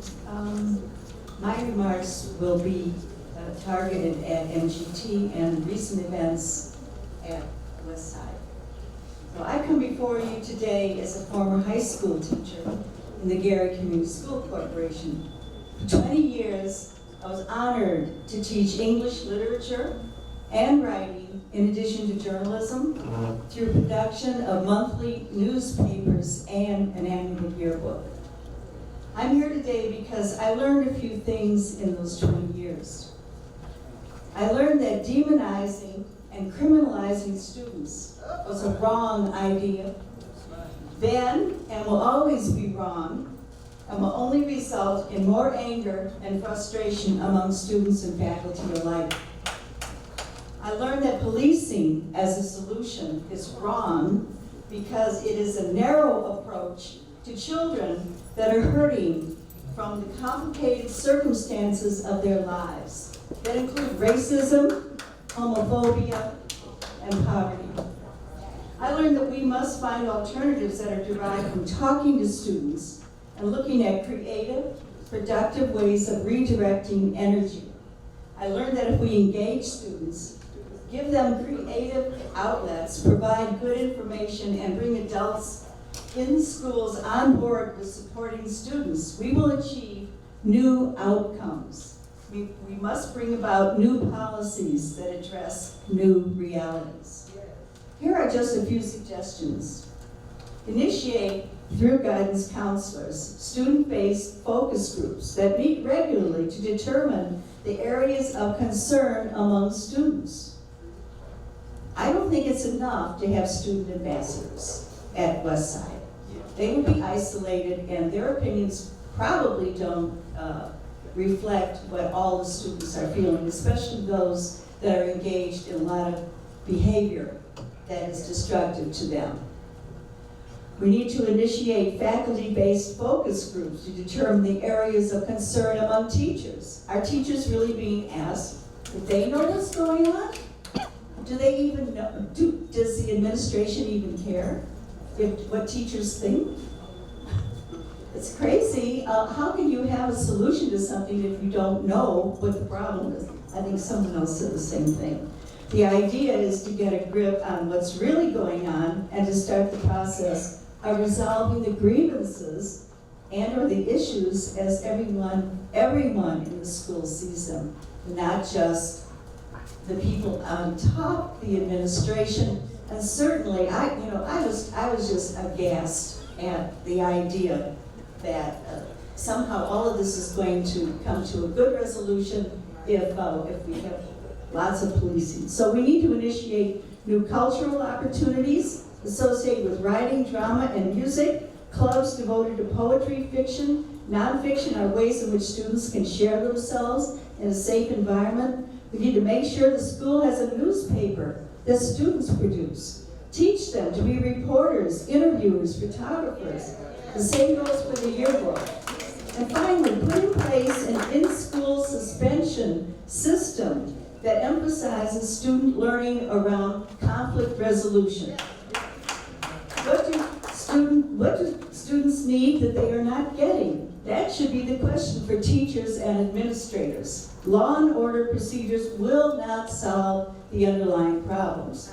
I doubt that the adults in charge even know what those underlying problems are. It's time to find out. Thank you. Yes, Ms. Sparks, wait, and then Sandra Starr, please. Good evening now. Mr. Chair, to the board, Senator Milton, to Representative Joyce Thompson, okay, and to Dr. Smith and to Representative Hatcher. First, Mr. Chair, I'd like to thank you for giving everyone an opportunity to speak here, because oftentimes we'll come to meetings and you're not there at 3 o'clock or at 6 o'clock. Then the list is taken up and people who came in later can't speak. So we appreciate you giving everyone an opportunity to speak. Again, my name is Lovita Sparks Wade, and I am a parent of a senior at Westside High School.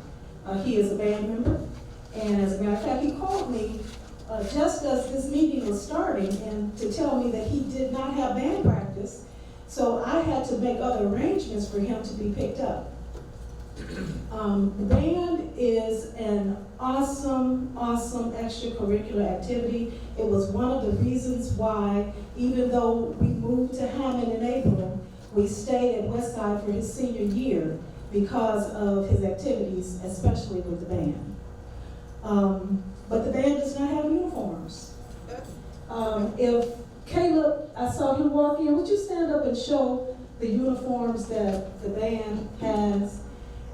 And these are parent, this is parent purchased t-shirts, which I think is really a slight to our children who are putting all of their effort into doing what they do. We also approached the administration in regards to at least assisting in purchasing some hoodies. And, well, we didn't get the hoodies, and tomorrow is homecoming. And those of you who want to come to homecoming, you can't purchase a ticket at the door. You have to purchase your ticket at Westside or online. And just as Dr. Smith alluded to earlier, everybody's not technologically savvy. And so if you don't have that information was put out online. And if you don't have that information, those who want to come to homecoming, they're not giving out tickets. You can't purchase tickets at the door. My child was one of those sitting in the gym on the first day of school waiting for an adjustment to his schedule. All day he sat in the gym. And I know this is in retrospect, but I believe more planning should have gone into our kids' schedules. His grades suffered over the last year. He went from a 3.7 to a 3.1 because of the lack of structure with the at-home online schooling. And next week, the school is going to be at home. West Side is going to be online learning because of the, how did it say? We got the letter today. We learned today that they were going to be online next week. West Side will be at home next week. Read your emails. Okay, and that's the thing, is everything comes through email. We don't get letters, we don't get phone calls. Even the phone calls, thank you so much. Even the phone calls, guys, with the robocall, let me know that there's a lockdown at school. My kid is in one class for 3 hours because somebody's after the food in the hallway, and you lock them down for 3 hours and don't tell the parents. And this is a problem. Our band teacher got into a little trouble. We didn't know about it until the article came out online. Transparency, information, this is what we as parents want for our children who are in the Gary Community School Corporation. Thank you. Thank you. Ms. Carter, next will be Karen Jones. Thank you. I'm a retired teacher of the Gary Community School Corporation, and I am a public school advocate.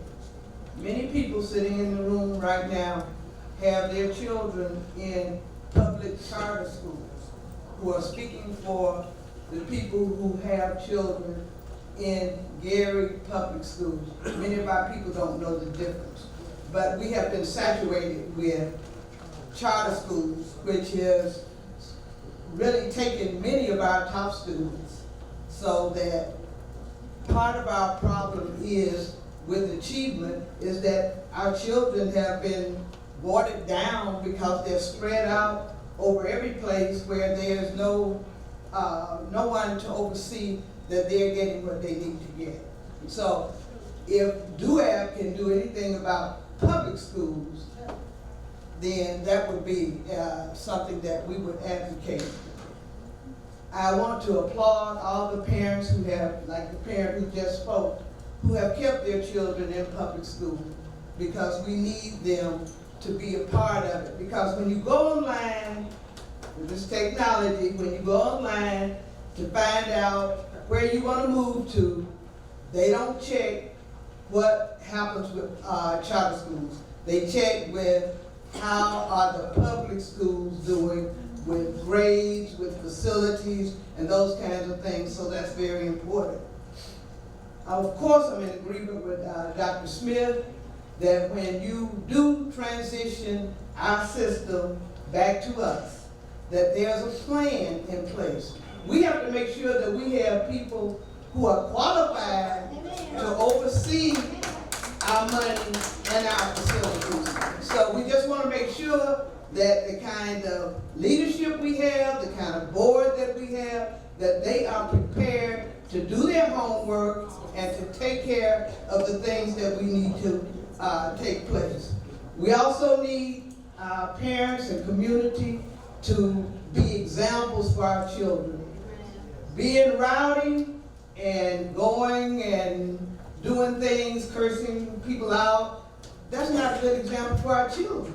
So we need ourselves to get together so that we can be an example, and our children will have someone to look up to other than people who are on TV or sportscasters or sports players or whatever, so that in the home they are showing how to act when they go to a public forum like this, how to act when they go to school, because we can't put all the responsibility of what's happening at West Side on the people at West Side, because the parents have to take charge and make sure that their kids are doing what they're supposed to do. We need to own ourselves. Thank you. Ms. Jones will be Linda Gates. Good evening to everyone that is here. My name is Karen Jones. I am the Executive Director of the YWCA of Northwest Indiana. I have with me one of our board of directors, LaTanya Woodson. She is with Edgewater Health. We are super excited today to be here, and we're excited because we are going to make a difference for our children at the Gary Public Schools. We are happy to announce that the YWCA of Northwest Indiana, in partnership with the Gary Community School Corporation, was awarded a grant, the 21st Century Community Learning Grant, through the Indiana Department of Education. It is a 4-year grant, and it is for after-school programming, summer programming, and it is a 4-year grant, a $1.3 million grant. Now, I am being really reserved right now, but I am just super happy, super excited, because this means that we can do some things to help our children.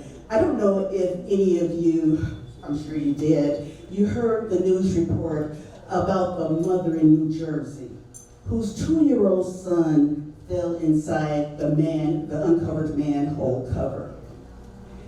The 2-year-old, the manhole cover was 7 feet deep, and the water was 2 feet deep. She called 911, but they took too long, so she jumped in herself to save her son because he was going to get swept away. Ladies and gentlemen, we're jumping in. We're going to save our children. And the after-school program really matters.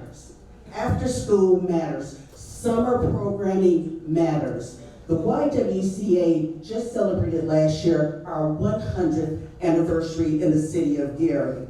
That didn't happen by osmosis. We have been a pillar of this community for all those years. And we plan to work with the Gary School Corporation, with our citizens, with the parents, to make this a high-level after-school and summer program. I am so happy for all of our partners that are here. I have Lauren Yanis here with us from Chase Bank, Lori Kirkendall from Literacy Coalition, also Denise Diller from Methodist Hospital. There are a lot of friends and family that are here in support of this, and I know that all of you here will be helping us to do what we need to do to make this happen. The grant starts next year in July, and I just want to thank you, the DUAB board, and also the Indiana Department of Education, and also the Gary Community School Corporation for all of your help in awarding us this grant. Thank you very much. Congratulations. All right, Reverend Yates, and then we'll have Bishop Norman first. Good evening. I'm a parent of a student that attends Gary Middle School. My child is in the GT program, which I believe you now refer to as the High Ability program. She has attended the middle schools since she was in 1st grade, and we have always had bus service from our home. We're near our home. This year, I was told that we live outside of the boundaries to receive bus service. The fact that there are only 2 middle schools and neither one offers the same program, one is VPA and one is STEM. And the last I heard, Bailey is still in the process of training their teachers to teach the High Ability program. So how is my child supposed to attend that school? Not providing transportation is a disservice to the students. They are being forced to attend a school that does not offer the program they would better excel in because of transportation. Currently, there are no buses to the Miller schools for those of us that live west of Grant Street. Efforts were made to ensure Westside High School students had transportation. Where's that same effort and energy for the Miller students? I have called on 3 occasions requesting a meeting with Dr. McNulty to discuss these issues, to no avail. This administration is destroying the overall morale of the Gary Community School Community Corporation. And I have lost all confidence in this said administration. Now, if this was not the goal of DUAB, then MGT must go. Thank you. Thank you, Ms. Gates. Bishop Harrison, and then Dr. Michaelis Feinberg. Good evening. I actually wasn't intending on saying anything, I just got off of work, so I'm not a parent, but I am, my pastor had appointed me as a layman at my church, and one thing I see with our young brothers, the men needs to actually teach our young men how to dress. I work at Scratch, and I've had to at least talk to 2 young men. I was telling them I should know what kind of underwear you're wearing.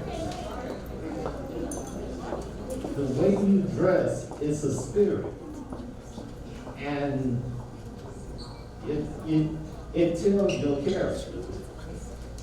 If you dress like a fool, guess what? That's how you're gonna act. And when people see you, they don't have to know anything about you. They don't have to know your name. Only thing they're gonna consider you as a thug. But if you dress like a man, with your pants up, and you know, like Dr. Smith, suit tie, the man's here, suit tie. I mean, I don't know them, but you know, but they're representatives of men. So my mother used to say a lady wants a well-dressed man. So we need to teach our young men how to dress. Thank you.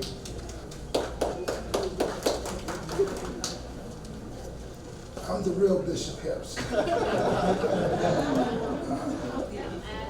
Let me say thank you for coming. My remarks are very short, and I concur with Dr. Smith and everything he has said. Here's what I learned in Leadership 101 from a man named Dr. John Maxwell. People don't care how much you know until they know how much you care.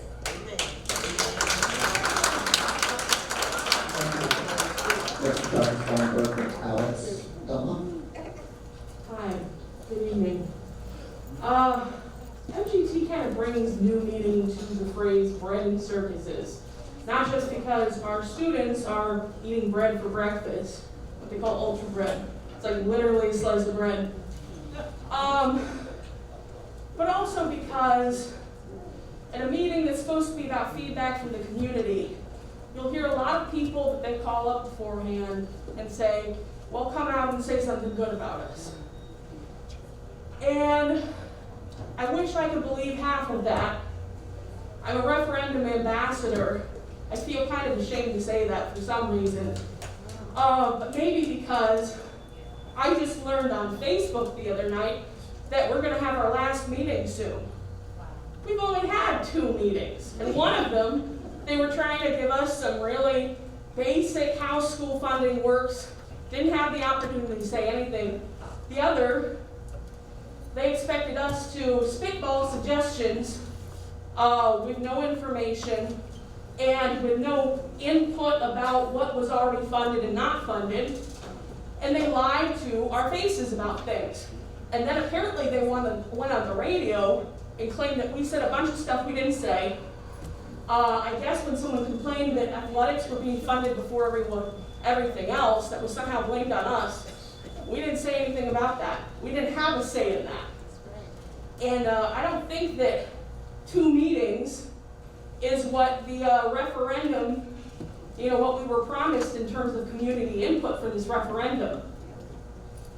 And I think it's terrible that there are people downstate who talk about this community the way they do.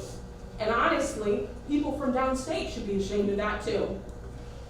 I don't think there's any other community in this state that people would talk about in the way that they talk about our community downstate. That a bunch of legislators down there can make claims about us not caring about our schools or our children is disgusting. Ron Sandlin, from the State Board of Education, yesterday had the nerve to tell me that he thought that Banneker was faking their scores before the takeover. He said this to my face. And that's disgusting. But that is the racist double standard we are living under. And I'm sorry to say it, because I admire Dr. Vernon Smith. He's polite, he's kind, he's patient, he's compassionate. I may not be some of those things, but what I am is honest. And I will not lie to you. You are part of this racist double standard because you would not accept it if a number of us came into your community and ran your schools. You would not accept it if your children were being shot coming off the bus. You would not accept it if your children were being fed bread for breakfast. If they were lying in a pool of blood anywhere, you wouldn't accept that. Why should I? Why should we accept that? And if you don't want to take over our schools, you know what? Intentions count for nothing unless they're backed up with action. Amen. And the action you need to take is to immediately end this takeover. Immediately. Tonight, when you go home, resolve and then put into action that everything you do business-wise from now on is about this transition back to our community. We need local control. We need a special election for a superintendent. We need our board members to all be respected and included. I can't do this with a mask. And that's the thing. You go on the Secretary of State website. The public records show you we have 7 board members. Why are you pretending we have 4? That is such disrespect to this community. Those people have done nothing short of what every other elected official may have done, forgot a bit of paperwork here and there. Honestly, some of the mayors we've had in office, if that standard was applied to them, they wouldn't be in office either. I'm a city commissioner, so I know how this works too. Just because the clerk doesn't have a record doesn't mean you're not in your office anymore. The Secretary of State is the one that determines this. So, if you actually care about this community, and if you actually don't want to be here, then just go home and take MGT with you. Please.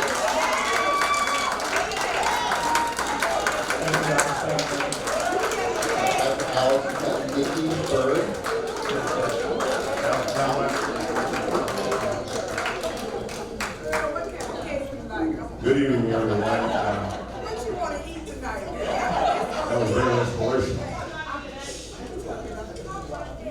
When I signed the paper, I was just signed to come inside the building. I didn't know I was trying to talk since I'm here. My name is Alex Dunlap. I've been residing in the city and teaching the martial arts in the city for 50 years. A lot of you know me because a lot of you have been under me. That's right. But I'm here for another reason. The Dunlaps have been a part of the educational system in Gary for years. My wife, Judy Dunlap, was the principal at work, one of the great teachers at work, principals at work, and also one of the great principals at Westside, along with other principals. Right now, my daughter is a teacher at Westside. My son, yeah, well, she's been all over the place. Thank God for that she had not to do that. Dr. Vernon Smith has been a part of Dunlap life forever. I started teaching martial arts under Miss Adams' father back in the day. The whole idea was to deal with the children. That's the problem I have now. The educational system is straightening itself out. But what won't straighten itself out if you don't help these kids get themselves in order. Our teachers are trying to work, but it's hard to work under fear. I have 4 black belts that teach in Westside and security. And they know how to defend themselves, physically, mentally, and spiritually, but they want to go along with the system. But I didn't put them over there to get beat up and killed. Amen. And as well as a lot of these parents didn't put their kids over there. Education is what we want. We need help. I want these kids to have good guidance. I want them to be protected. And you can do that. The rest, it will straighten itself out. You know what to do. You know what the money is. You know how to deal with the money. Dr. Smith, they told you, but you know what's going on. But we need help. The children are going crazy. And you know it. And you can straighten it out. It don't take much to do it. I'm trying to get it stopped from killing the start. I don't know which way we're going to do it, but if you need me on any way, I'll help out. I have a program every day after school. The whole idea is keep these kids from straight and narrow. Anyway, thank you. Thanks for coming in, Gary. This is the first meeting I ever been in, but like I said, I have a baby at Westside. I want to protect it. I can protect it, but that's your job. Thank you. Thank you. Nikki Bird, and I'm sorry, I can't read the right. Tiffany Sigardi. Ms. Bird.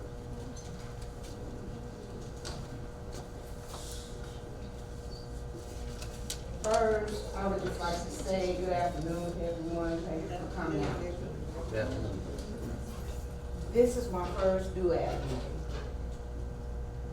I have so much that I need to say, but I'm not going to take up a lot of time.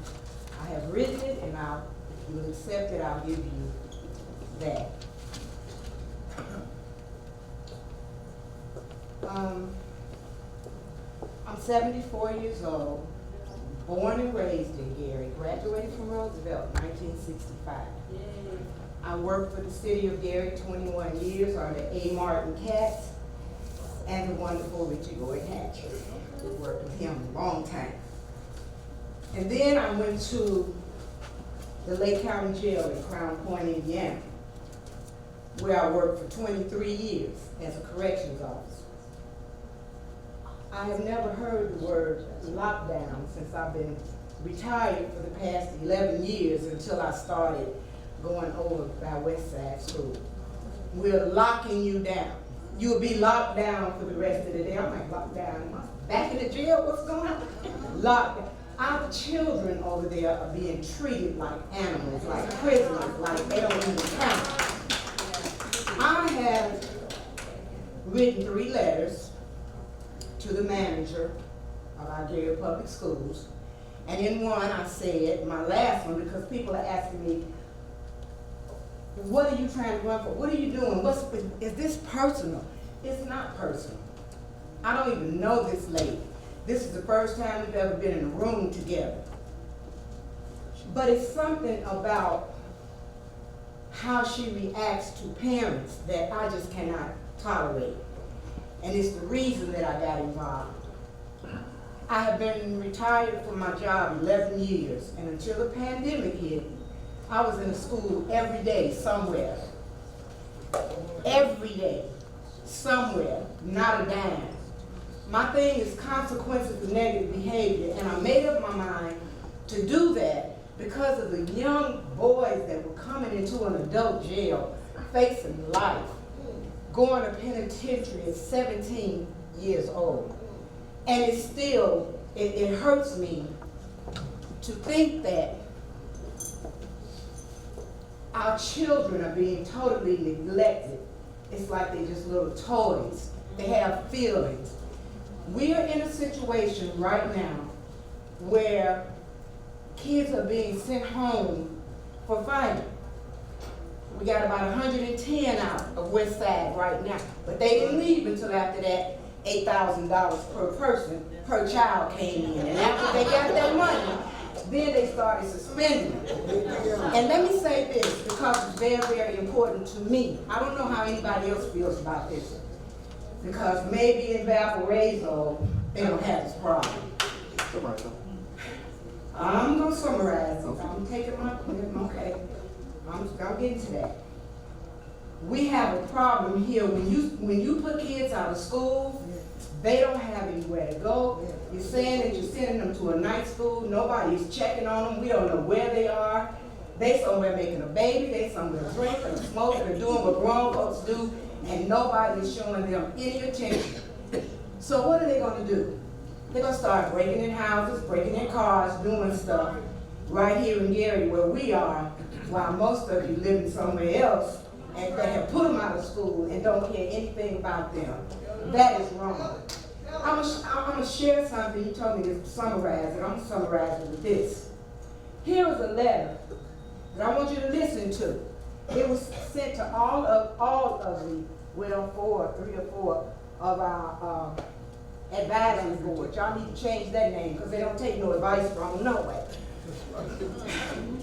It says, "Dear Mr. whoever they are, I am sending this correspondence in regards to today's incident that occurred at Westside Leadership Academy.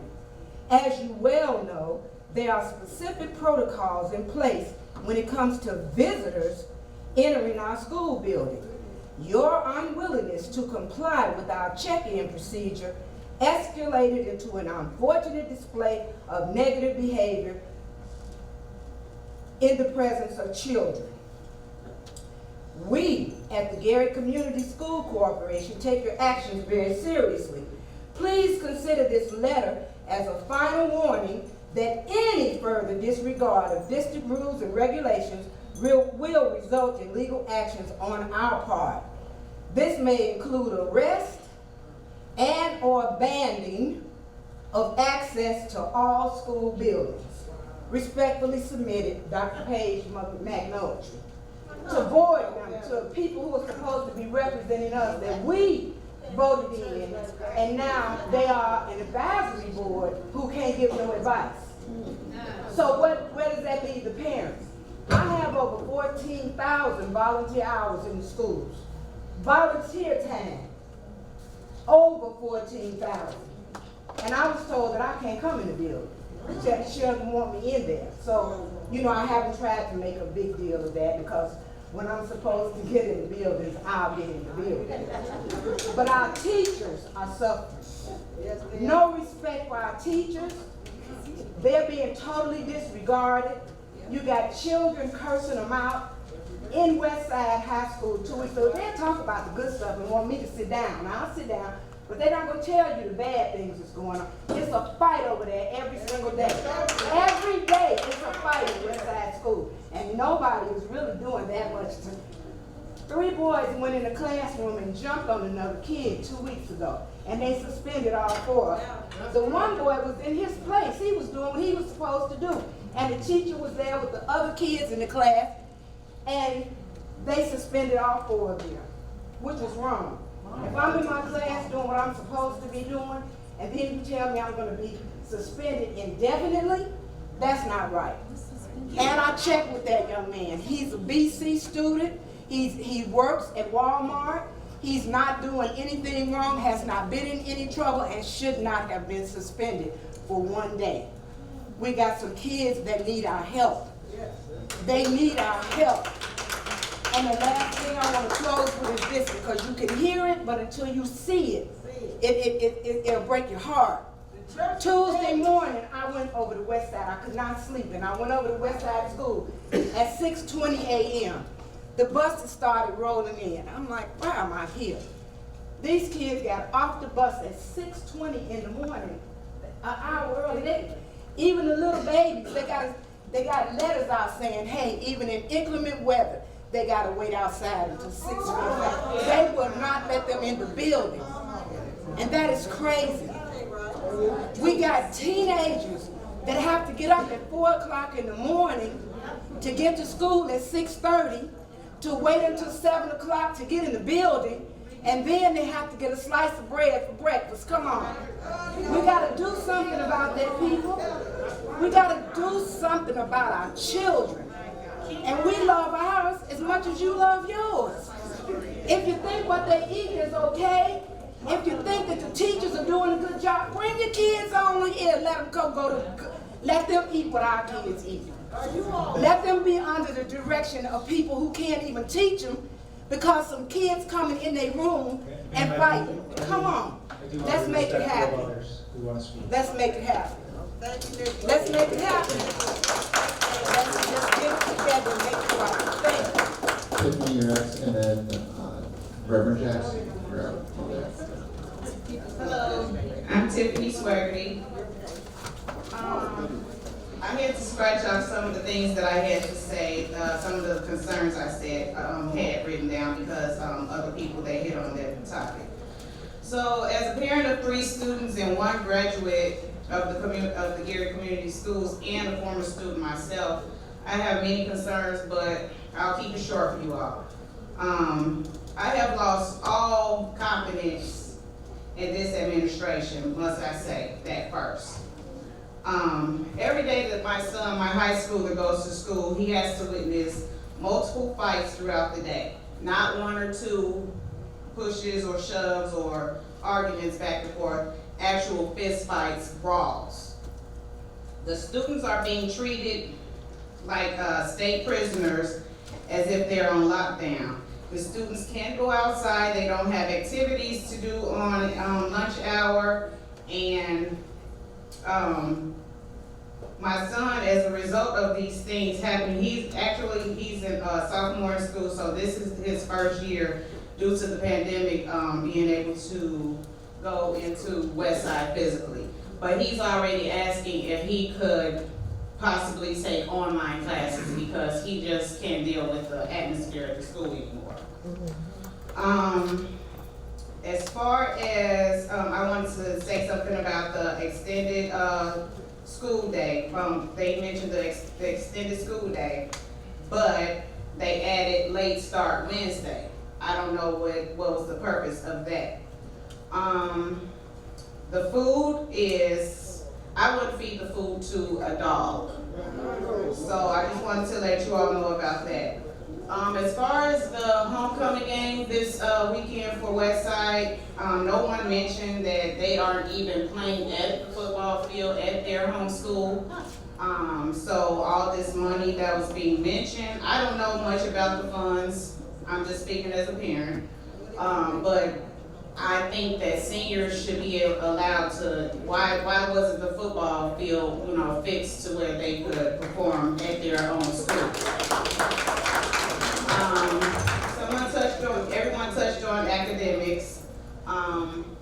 Let's see, as far as my middle school concerned, besides the problem with the air conditioning earlier this year, my son, it will be taken from his Spanish class, Spanish 2 to be exact, to a college prep class, and no, I wasn't informed or asked anything about what I felt about that, situation. As far as special education, I'm speaking on behalf of a relative. Her special needs daughter has been scheduled to take classes or a class. I'm not sure if it's multiple classes or just one class, that she is not quite comprehending in the class. So I don't know what that's about, but she asked me if I could mention that to you all. I wanted to know, as far as the elementary level, why aren't the children given waters in the morning for breakfast anymore? Why was water being given to the students served in buckets that were reminiscent of sanitation buckets? Why do we have to be in the traffic jam every morning or afternoon to pick up our kids?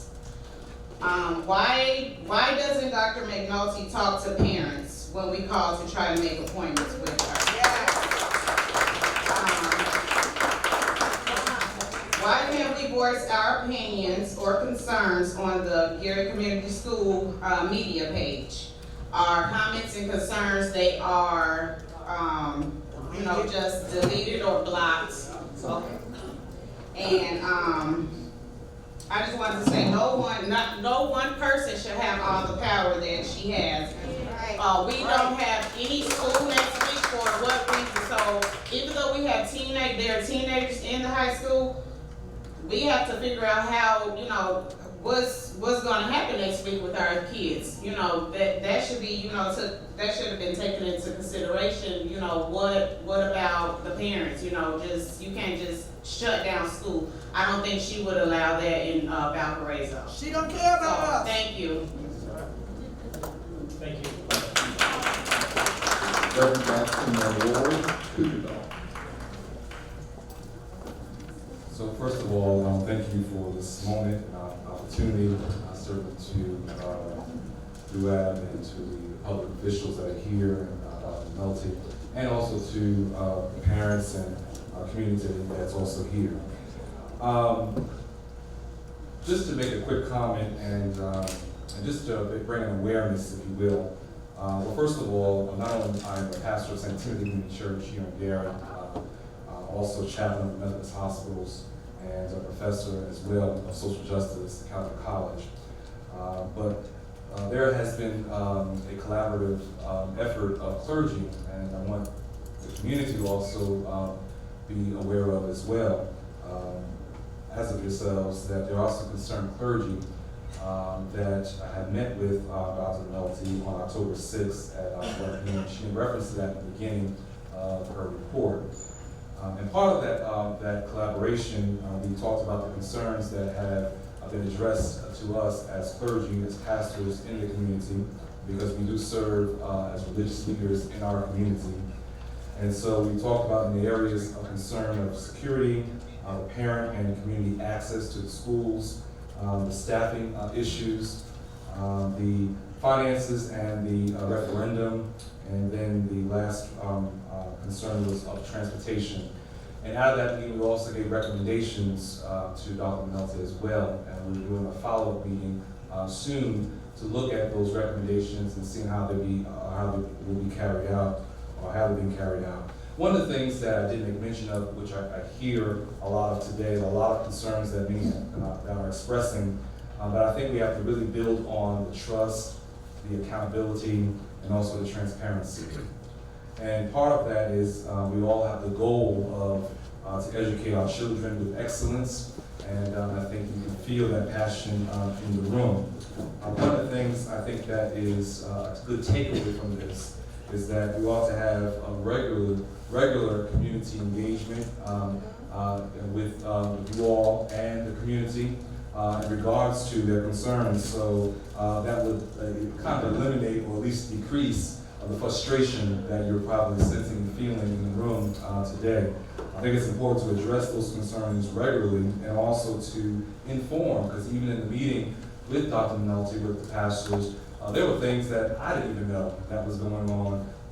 And as regards to the referendum, particularly, that I think that if the community is more involved and engaged and have the information, then it will certainly decrease, again, the frustrations that you're sensing today. And so I would encourage that. I hope that my church as a vehicle being used for that engagement. Also, we have one church and one school that can also be involved, so we can establish these community engagement opportunities throughout the city, so that residents can also be informed and parents can be informed on a regular basis. Thank you. Thank you. All right, Ms. Kirkendall, and then Akila McKean. Good evening, everyone. My name is Lori Kirkendall, and I am the Executive Director of the Gary Literacy Coalition. I'm here today as a community partner to let the Gary Community School Corporation know that the Gary Literacy Coalition is here as a collaborative partner with you. Our whole organization is about literacy awareness, promoting literacy opportunities, and of course, handing out brand new books to the citizens of Gary. The Gary Literacy Coalition has made the Gary Community School Corporation a priority in what we do in our community, meaning that before all other schools, we would choose the Gary Community School Corporation. We're here to help everyone, but our funders and our supporters, they support you. And I want you to know to be aware of that. We've been in existence for 20 years and have been in the Gary school system from the beginning. And we want to continue that partnership with you, and we'd like to have you actively engaging with us and helping us to help our city to become literate. That's the only way that we're going to overcome any of the problems that we have as far as low literacy rates, high crime rates, and poverty. Again, I extend to you an opportunity to meet with you, talk with you, and let you know how in the past 20 years, the Gary Literacy Coalition has assisted the Gary Community School Corporation, and how we can continue that success of making sure that our children are reading, having access to literacy education, additional support. We're here to help you. We're here helping the community. And we do this all at no cost. Every service that we provide, every book that we give is free to the citizens of Gary. Again, let me reiterate, we're here to be a helping hand to the Gary Community School Corporation. Please reach out and work with us. Thank you. Mrs. King and Reverend Carl. Hello, everyone. My name is Akeelia McCain. I am the Vice President of the School Advisory Board, and I am also a product of the Gary Community School Corporation. I attended Gary Community Schools from kindergarten through high school. I'm a graduate of Westside High School, as is my mother, who was also a principal in the Gary Community School Corporation, I am a speech pathologist, but my mother was a special education teacher, as was much of my family. So the Gary Community School Corporation is near and dear to my heart. It's been a part of my life since I can remember. So I stand before you very proud to serve and very proud to represent the children of my community. My daughter actually attended the schools here, so the information that I'm sharing from you comes firsthand also as a parent of a student who attended the community schools, Gary Community Schools. First off, I want to just thank you all for coming to the great city of Gary. We are indeed happy to have you here and to have you here to hear our concerns. And thank you, Chairman Justin McAdams, and all of the other public officials. I thank you all for being here. I have several issues that are of grave concern. The first I feel is there is a need for a comprehensive mental health plan for our district. Our children are in distress. Our children, many of them are living in poverty, and they suffer the ills that come along with that, which was even before the school takeover, we had challenges with literacy and reading and academics, but the challenges have just exacerbated themselves and have worsened. We have not seen improvement in that area. As a speech pathologist, practicing speech pathologist, the low literacy rates are just heartbreaking. It can bring you to tears, because what does that leave our children if they can't read? What can they do? How can they contribute to society? How can they care for themselves? That just cannot happen. So that is of urgent need to address the poor academic skills we have here in our schools. The other issue I feel is, and going back to this, the need for a comprehensive mental health plan. The behavior that we're seeing in the schools is a result of children being out of school for quite some time. Children coming from different neighborhoods and now being all coalesced into one school. The security changing at the school. People who knew these children and could probably tamp down some of the behaviors, they're no longer there. There's a whole new crew of people who are just not aware of some of the things that may have been happening previously in the schools and could prevent some of the things from happening. And then our parents need help. We need wraparound mental health services for our parents and for our children. If children come from families, and if their parents are in distress, their parents can't get them to school for whatever reasons, because of the school bus, the food, who would want to send their child to school if you know they're not even going to get a meal? They're going to go through a course of the day and not be fed. If you can't concentrate, if you can't eat, you're not concentrating. And then also, there's this issue of safety and security. If you don't feel safe, you're not thinking. You know, you cannot think and process and learn in a classroom if you're in fear of fights and violence, as we have all unfortunately seen these videos that have been disseminated of the violence taking place in our hallways each day. So that is just very important. And I haven't seen a plan, a security plan. It has not been shared with the board. the advisory board. We have asked for it and have not received anything. The only information we have received is what's been shared with the newspapers, things like increased security presence, increased policing. We all know very well about the challenges that come along with increasing police presence in schools and things like plastic backpacks. And those don't seem like real solutions to me. I'm talking about addressing the needs of the children and of the families that are at the root of these challenges our students are experiencing. And until those issues are addressed, then learning certainly cannot take place in our classrooms. And then I also want to say that it's important to have the administration be at our advisory board members in person. They certainly can do that. They're able to do that here now, so that the parents have an opportunity to regularly have redress of their grievances and to be heard by the people in charge of their schools. I also want to add a few more things. I've heard a lot of certified teachers applying to the district and being turned away. And I also, and I'll end with this, I've also heard of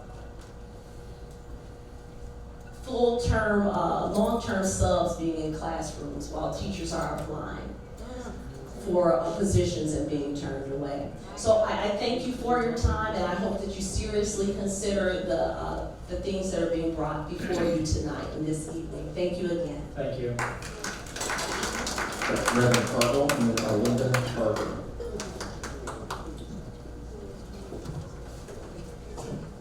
Thank you for coming to Northwest Indiana and to Gary, Indiana. I am Reverend Carriel Cardinal. I am happy to be here to tell my story. And you have helped me to make up my story, which is a true story. Almost 30 years ago, a young fellow by the name of Henry Williamson graduated from the Roosevelt High School, educated in Roosevelt High School, Purdue University, and Gary Theological Seminary. He was one of my students as a pastor of Israel CME Church. Why in the world I am so happy to be here? To see many you dedicated people. We have been involved in so many meetings across this city in Northwest Indiana. A group of people that God inspired me 60 years ago start cataloging together information that will help people to come together. God inspired me to write this book, The 4 Pillars of Society. Number 1, the family. Number 2, the school. Number 3, the church. And number 4 is the community. When the community get together and work together, we can resolve the problem. And thank you, representative, for coming here. And thank you all for coming here. Gary, Indiana, one of the best school systems in the world until the last few years. Hear me loud and clear.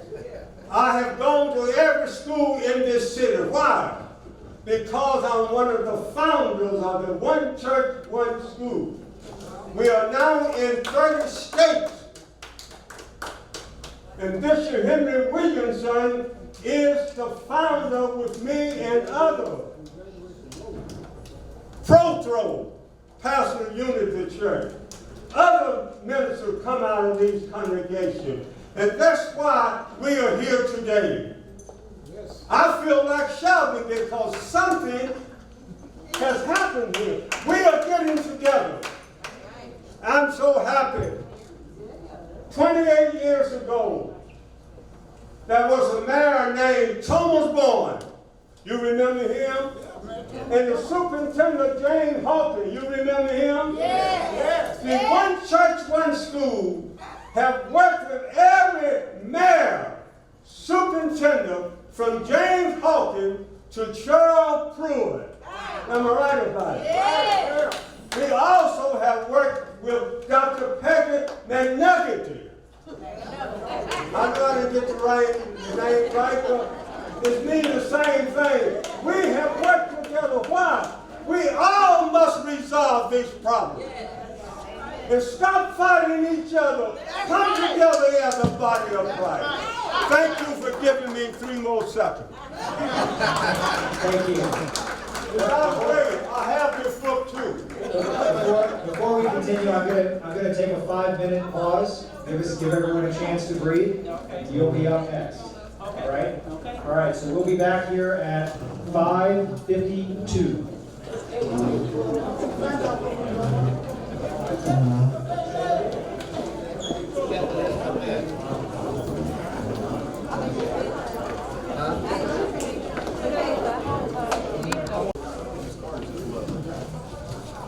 We'll come back. We can come back to this.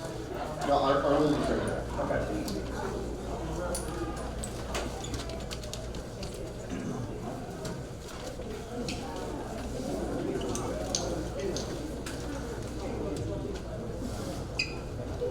Hello, everyone. My name is Arlinda. Can you hear me? Yeah. Can you hear me now? My name is Arlinda Tarver. I worked in the school system for like 21 years. I retired in 2017. I had 4 kids to graduate from this system. 3 of them ran track, got scholarships, and went on and they're doing good. They've been inducted to the Hall of Fame, all 3 of my daughters. In this part of Indiana, there was 3 other sisters that did that in Indianapolis. So my daughters are the second sisters that have ever done that. So now, I have been fighting for this ever since the school, Blue Wallace was closed in 2014. And I have not got no results from it, period. I have gone through several superintendents, still nothing.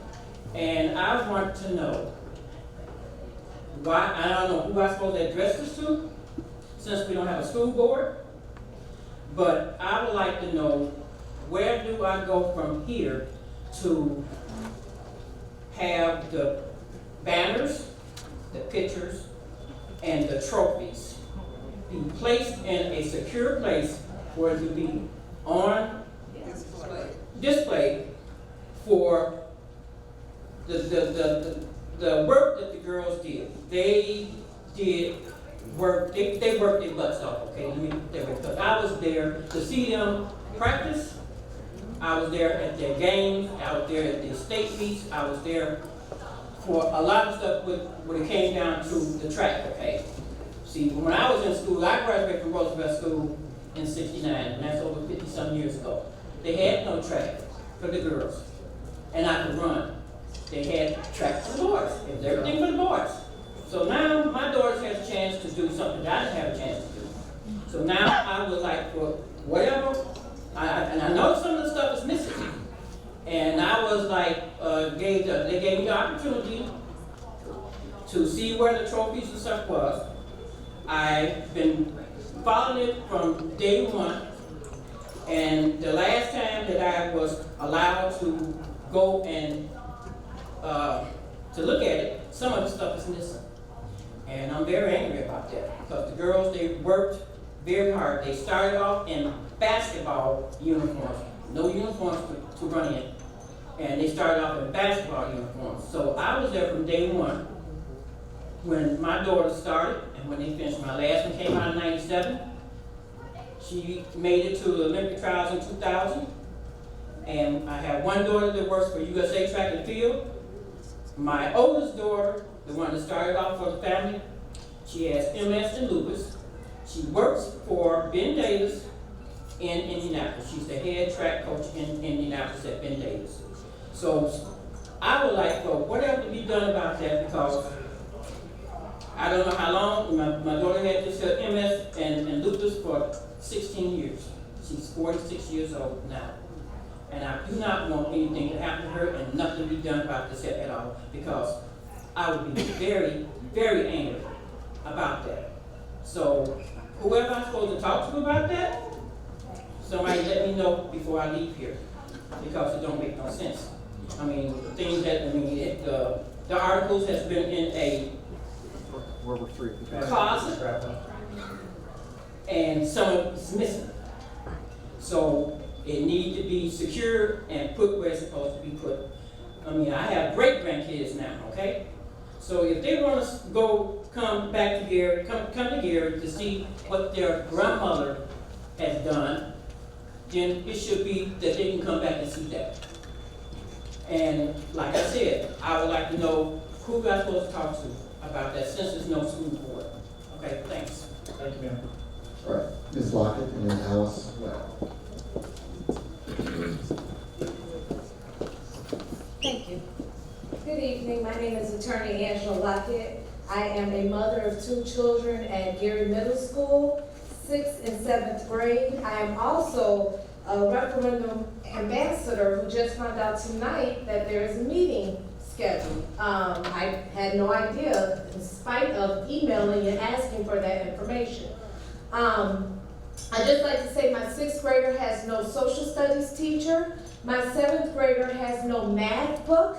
She told me they went searching through a room to look for books, and then they start making one on paper. That is ridiculous, especially considering all the money the Gary School Corporation is allegedly flushed with, that they don't even have uniforms for these babies to play in band. So it's not money, it's lack of care.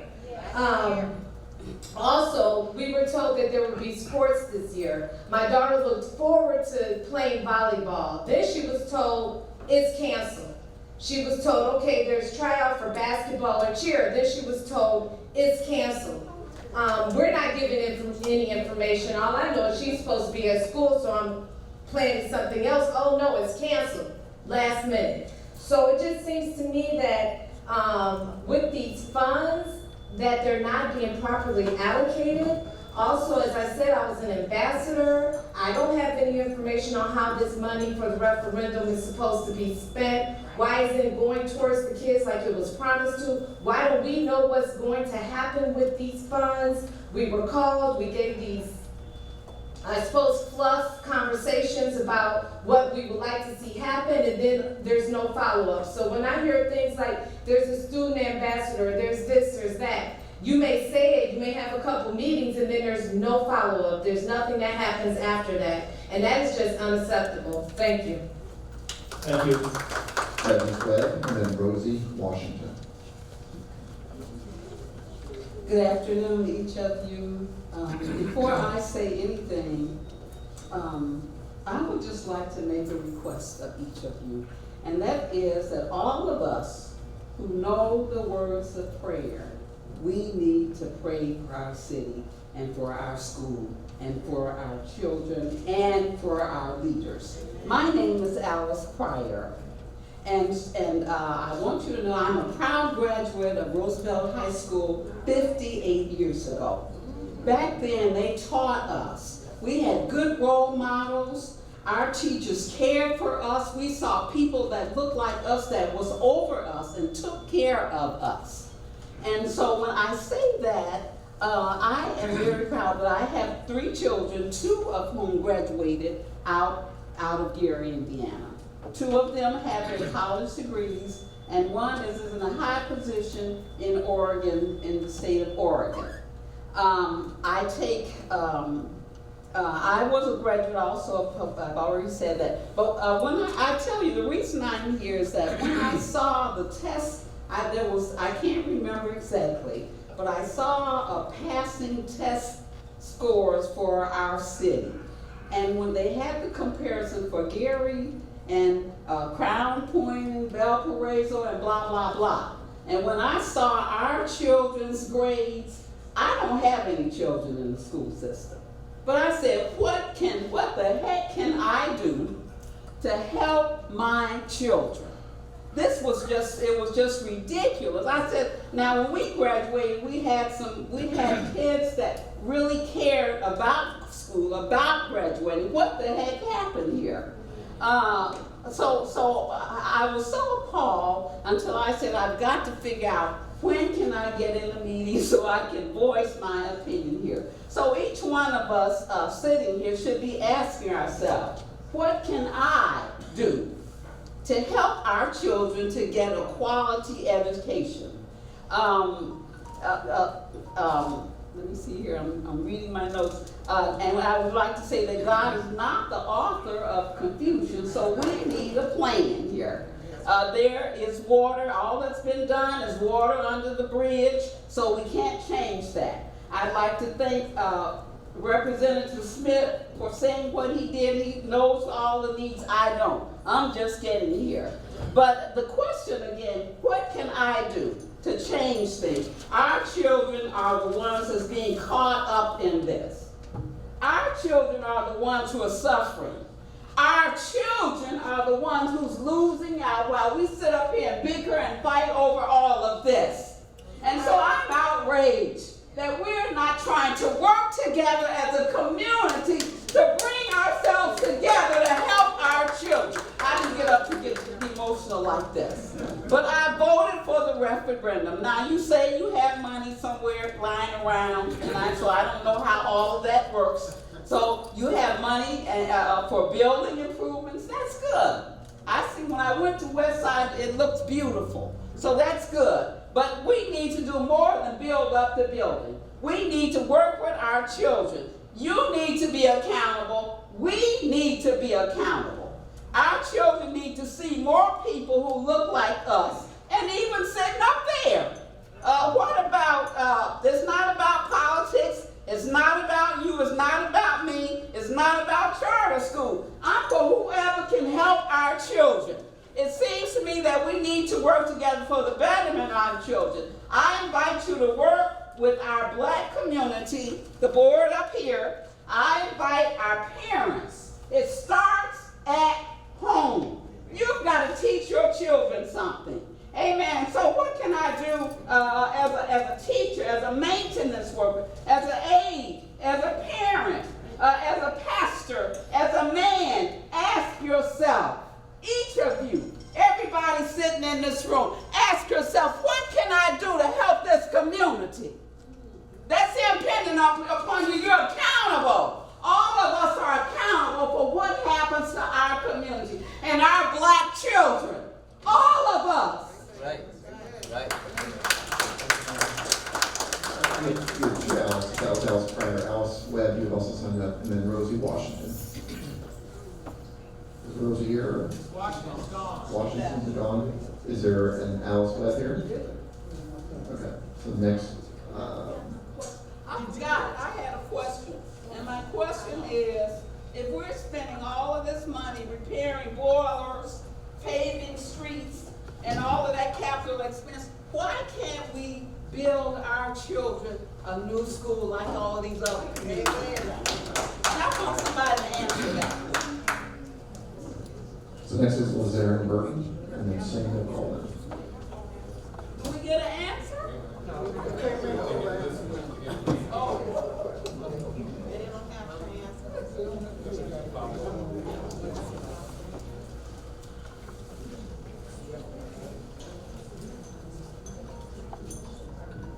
How you all doing? Thank you all for being here. My name is Darren Burton. I am a parent of 5, 1 graduate, 4 currently in the system. I am a local business owner. There's a lot to be said, but it's so much that has been said. I think what I would like to say is what the mother just said currently. There's some things that we all have to do.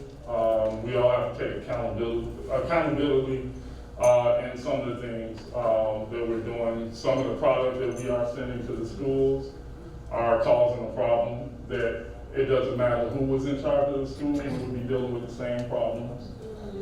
As I wake up in the mornings, I see the news and I see these same problems all over the country arising. So we have to be aware of these things. Even with the busing system, someone said the community needs to step up. I do not like this situation no more than anyone else. I think the DUAB board knows where they need to be and they know where we need to be. We have our representatives here to assist us in that. But I would like to say this to the community. It's easy to point fingers. It's easy to point out all the problems. But can we get together and create solutions? Right now, my wife is at the school feeding the football team. We feed the football team every Thursday. Okay? These are the things that our children need to see. Okay? Because in the midst of our bickering, the midst of our fighting, these are the years that they get to remember. Okay? So a lot of the tension that comes within these students, we can cause as parents. So we need to do some things ourselves. The busing situation that was across the country, I drive my children to school when I have to. I drive their friends to school when I have to. You know why? Because this situation, we can't flip the switch and fix it. It's not gonna be over tomorrow. We know that, so us pointing these fingers, if we spend half the time solving the solution, if you know the problem, you're halfway there. So at all this time that I've been here, I've left here, went, did business, came back, and I'm hearing the same things. But not one time have I seen anyone present a document with a strategic way out of this. I haven't seen anyone present a solution. All I heard is problems. So let's spend the time, okay? We have bright people here, we have parents here, we have business owners. Put together a solution, a strategic solution, okay? Put that together, then present that. And if those questions, if that solution gets turned around, now you can ask why. But the finger pointing and things like that, we have to look at our children, because that's a lot of grown adult problems and situations that our children really shouldn't be embracing at these times. Thank you. I turn over to you my time. Thank you. Thank you. Senator Coleman, then Tracy Coleman.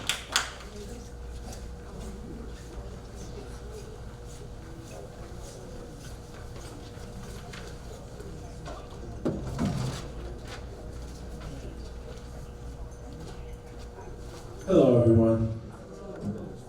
I'm speaking to you as the senior class president of Westside Leadership Academy. But most importantly, I'm speaking to you all as a concerned student with an ask for change and a question for everyone listening. My question is, where would you want to send your child? And feel free to respond. Would you want to send your child to a school where they give out extremely slow Chromebooks to take home while there are newer, faster, and stronger technologies such as iPads that they could possibly get? Would you send your child to a school with a minor amount of extracurricular activities? Would you send your child to a school where they feed them, and I quote, from the Gary Community September breakfast menu, an ultra slice of bread for breakfast? And to take away the euphemism from that quote I just read, a slice of bread for breakfast. These are all things that I have personally witnessed at Westside Leadership Academy, and I come here to ask for a change because our students deserve it. Our students deserve better technologies, such as new desktops to use at school and iPads to use at home. Our students deserve better extracurricular activities, such as lunchtime activities and more after-school clubs and groups. And our students deserve hot and nutritious food every single day that we step foot inside of our school. Now I ask, what can we do to get these problems solved? Because from a student's perspective such as I feel like my fellow students and I are dealing with a clear injustice. Thank you. Tracy Coleman, and then Quinn Jackson.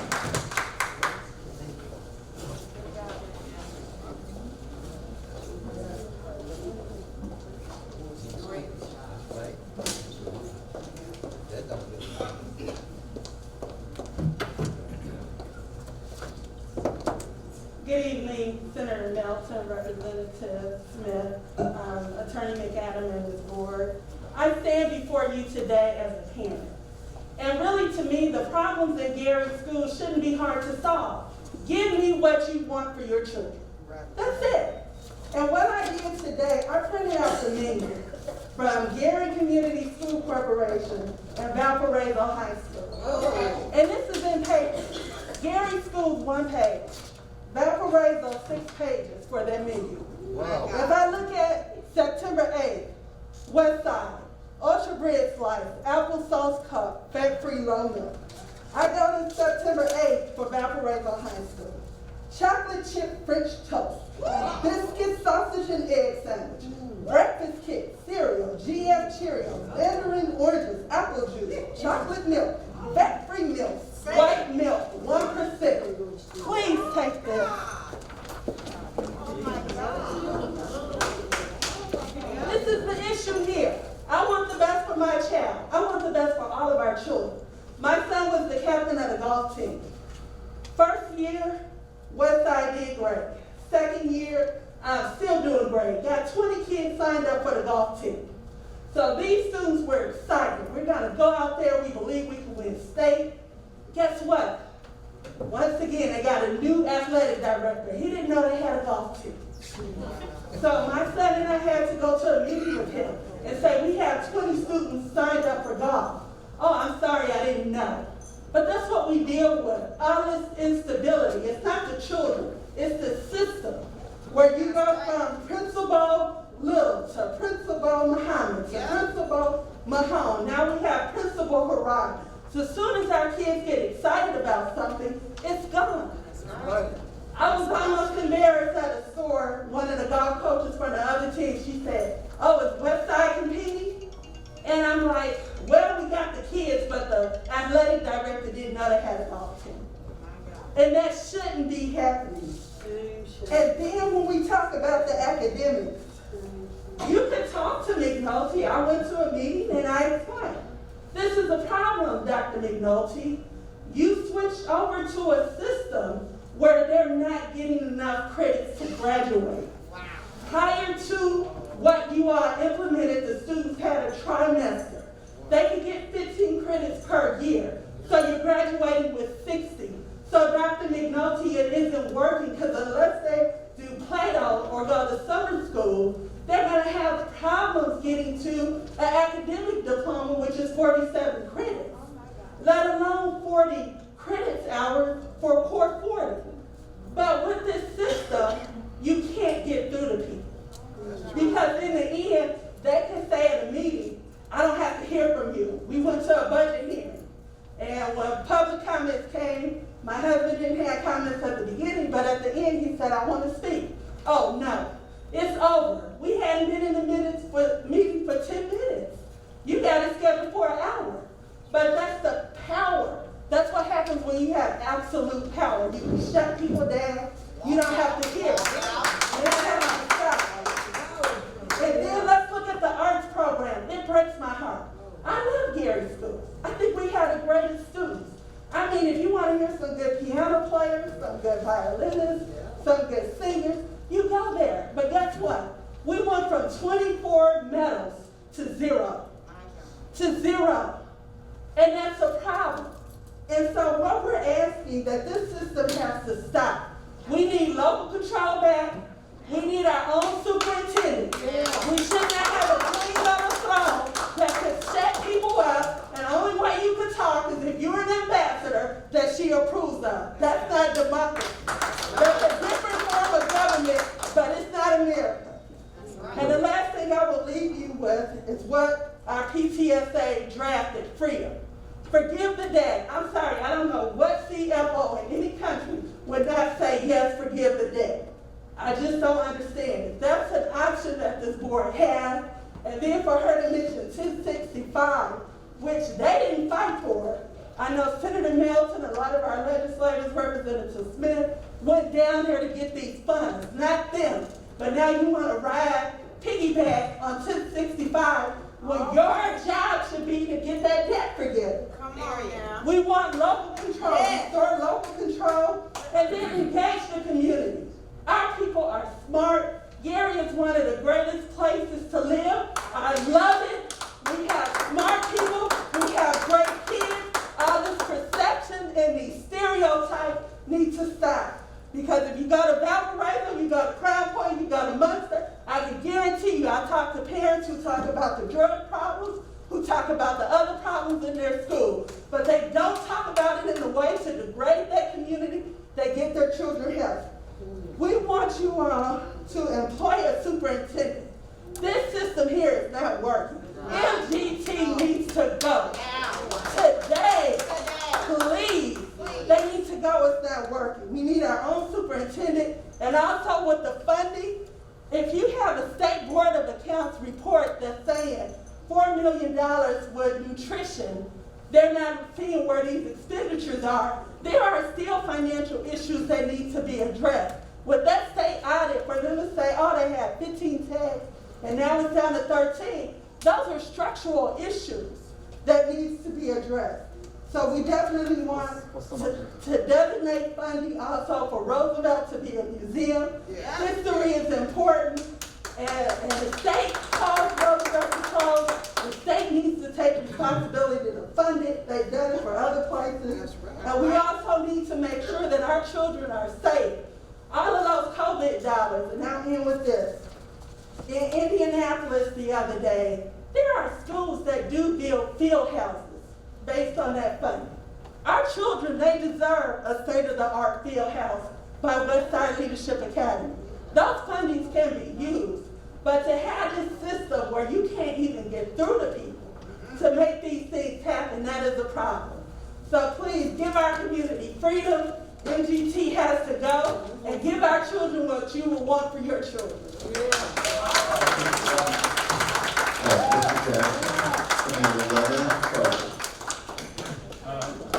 Clinton Jackson, I'm pastor of Waterloo Church of Christ, and a Fragrant graduate. I went to Gary Public School, I went to Pulaski and to Fragrant, and I'm an advocate for the Career Center because they're advertising for jobs, and they're saying we don't have people that are qualified to do them. When I went to Fragrant School, I learned welding in school. And I actually worked 34 years as a welder, a journeyman welder. So I would like to see this career center be used to the max. Yes. I mean, it should be filled up with students. Amen. And one thing that I saw in school when I went to Fragrant School, above the auditorium, when you were going into the auditorium, it said, for life, not for school, we learn. That's right, yes. And that has set in my heart from the time that I saw it. Once it really clicked into my head what it meant. By the time I reached the 8th grade, I could measure a board, I could cut a miter, I could use a hammer and nail, I could use a saw. All these were a part of my elementary education. So the thing, I use those skills every day in my life. You know, not to pass a test, but every day in my life I use those things. So I got those things from school. And I just want us not to forget about facilities like this for our people. Thank you. Elizabeth Carter, and then Denise Comer Dillard.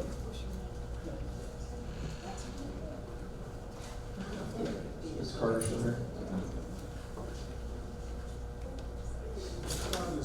Okay, so Ms. Comer Dillard, you're welcome to come back.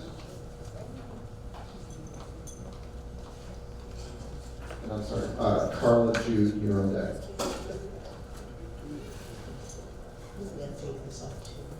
First, thank you so much. This is quite a learning experience. Can't hear you. We can't hear you. Is that better? Yeah. Okay, thank you. Thank you for the opportunity. This is the first time that I've spoken. And I have heard, listened, been on the Zoom, whether it works or not, and watched the freezing up of it. But I saw you quite often in Indianapolis because I'm a lobbyist for Methodist Hospitals. And I've been the chief of advocacy there now for 17 years. So we've gone through a lot of legislative discussions, and I love my legislators. Thank you, Senator. Thank you, Representative. They've helped me in a number of areas, education being one. But here's the issue. Education is essential to all. It is the difference in poverty. It is the difference in poverty. A person knowing and what they can do and how they can do it. I gotta say that I'm a product of 2 Frago graduates. I know Bernie's quite pleased with that. Gary's been my place for finding out about not just education, but character, integrity, ethics. When we came through 5th grade, it was desegregation was the issue. So we were pressed into something that none of us at 10 years old was prepared for. I had never seen the hate of someone disliking me because I was black. And it was from their parents. It wasn't from the children. It was from the parents. They threw bricks at us. And we were 10. We were 10 in Glen Park. And that is something at 68 I will never forget. Because I'd never seen that kind of anger. Just because our parents wanted desegregation and equity in school. And here we are in 2022 as a community, as a state, still fighting about it. It is appalling. It is not about the person, and we just agree to disagree. I do not think it is about a person. I think it is about a system. A system that we cannot get together unless we get together. We cannot gain the controls that we're talking about, because that's really what it's about. Who's in control, who has the influence, who carries the purse. And don't say it's about the children, it is not. It is not. They are the last end user of a system you're trying to build. That's really what's happening. And what makes that so difficult is that I work for Methodists, I work for other groups. I came in and I met Dr. McNulty and her administrators and said, of course I'm going to help with the referendum. Absolutely. Because as an employer, right now I can't hire most of the kids you send me. And as an employer, I have a problem with that. So when I had the first conversation, it was about how do we create a workforce and an economic beast, if you will, to come back into this community. It wasn't about politics, and it wasn't emotional intellect that we were dealing with. We were talking about how do you change the economics and the quality of life as culturally being relevant to what we're dealing with right now. And those are the discussions that continue. What did I take out of this meeting today? Wow, more than 3 minutes. More than 3 minutes. I came to the school district because I wanted to help. That's it. Methodists didn't tell me to come and hire anyone. In fact, quietly they may have said no. The kids that come to us, they aren't in internships with us. I've got a whole bunch of kids who came from Maryville though, and did a 10-week program and got all the credits. And I had to give them their grades. This is not the problem, it's the situation. And it is our responsibility. There's enough blame to go around for everybody.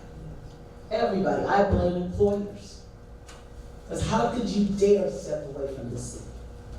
What did you think was going to happen? By stepping away, employers. What was going to happen? So right now, we're talking about what's here, and I'll get off and summarize. Thank you so much for your kindness. Again, my notes became almost crazy because I was all over the place, you know, and it was real structured at first. But then I listened. Yes, Representative Smith, I totally agree. Yes, Dr. Nolte, you are working like mad to do what you can as a team, but you have a very disconnected support system around the city. That's right. And that's scary to me. I live here. I don't commute here, I live here. You know, I'm in walking distance, 2 blocks of Indiana University. We have got to come together and unify. We brought a nonprofit, and we are here at the Career Center. And we have an adult learning cooperative funded by the state. And I got a call from the governor's cabinet to do this. I was at the hospital, and he said, Dilly, are you gonna come back and work with this? We got 34,000 non-high school people in Lake County. We need some help. 35,000 non-high school. We need some help. I don't care who asked me to do it. I care that we do it. And do it collectively. The social emotional piece of our society cannot be ignored in Gary. Thank you very much. I will not overdo, but I will send you a paper because I have a white paper that I need to get to. Thank you so much. It's a great pleasure to see all of you here. We got to keep fighting. Thank you, Dr. Nolte, and your staff. All right, Carla Jude, and then Gisela Shropshire. Good evening, everyone. Dr. Smith, I want to ask you. I have a concern. I have grandchildren in the public school system. I sent them to the public system because I was there. And I had teachers who cared.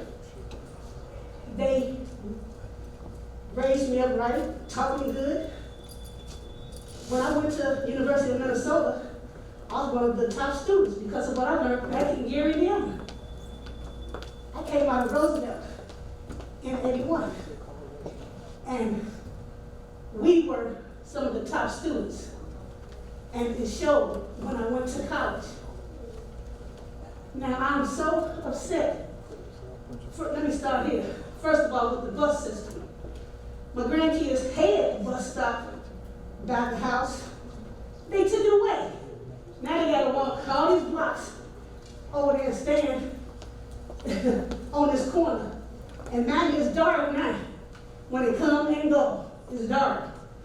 They stand over there, the bus comes. Every day that the bus comes, they don't have room enough for 1 or 2 people. Why even stop? Wait here, another bus is going to come.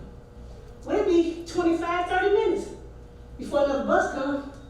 They go into their first hour late because they don't have bus service. Okay? Let me see what, my youngest grandson at baby. Now, mind you, they were out because they didn't have heat. They didn't have air. He was waiting on a computer, notebook, whatever you want to call it, forever. He just received one. He just received one. End of my grades tomorrow. Grades coming out. He just received one, and it's locked up. We've been constantly calling, trying to get either another one or get somebody to fix it. He still can't even get in his class. It's ridiculous. So he's falling behind. I try to teach him different things at the home.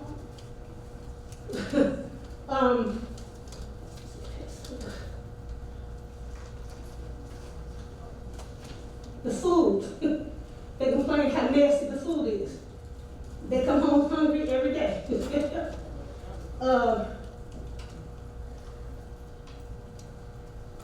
I wanted to know also, all this money, how come we couldn't put that money to Roosevelt and fix the boiler, whatever the problem was?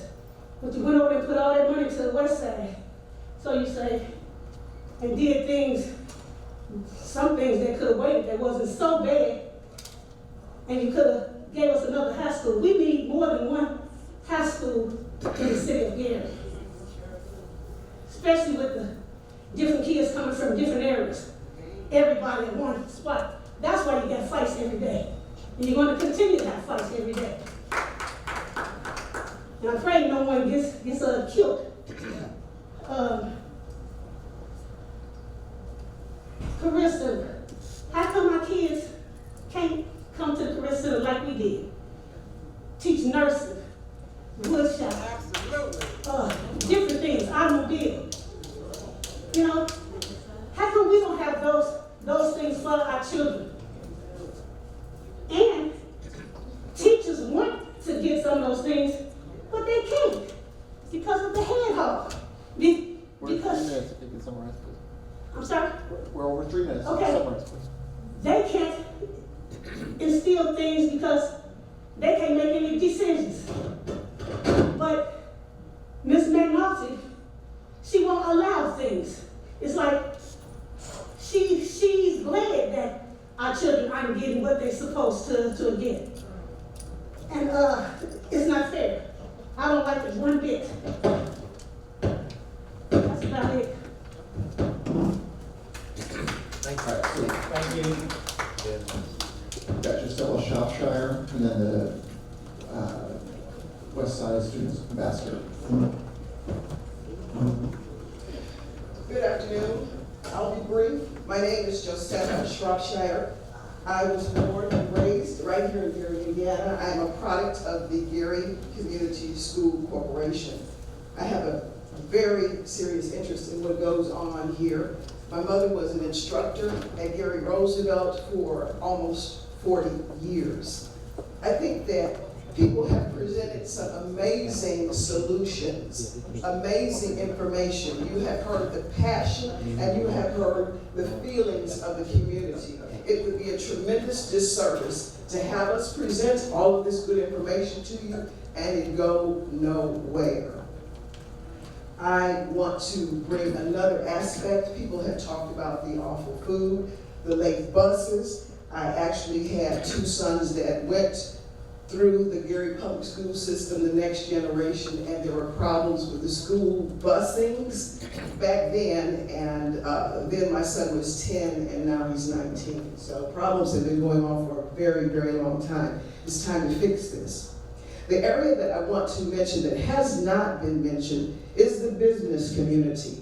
There was a young man who said that people haven't responded to RFIs. That's not true. I'm a business owner and I responded to the RFI. And I also have written many, many emails that have gone unanswered. I've called Dr. McNulty's office and gotten no response. Now, they have been saying that the schools are for sale, that these buildings in Gary, these empty, vacant, dilapidated buildings are for sale. I have attempted to buy one of these buildings and every request has been ignored.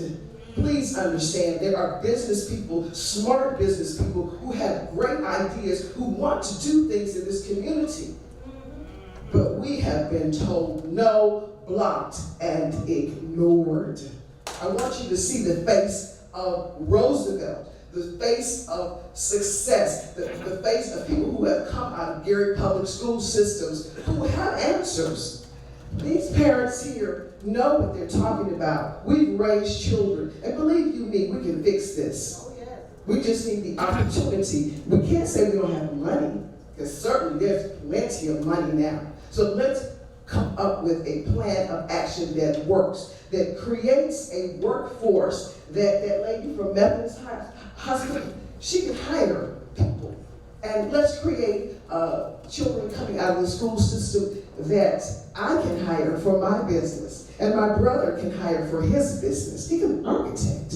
I mean, there's so many skills that we need, and these children are bright enough to provide the skills if we give them the opportunity. Train up a child in the way they should go, and when they're old, they will not depart from it. So let's do our job and train our children with love, compassion, and excellence. Thank you.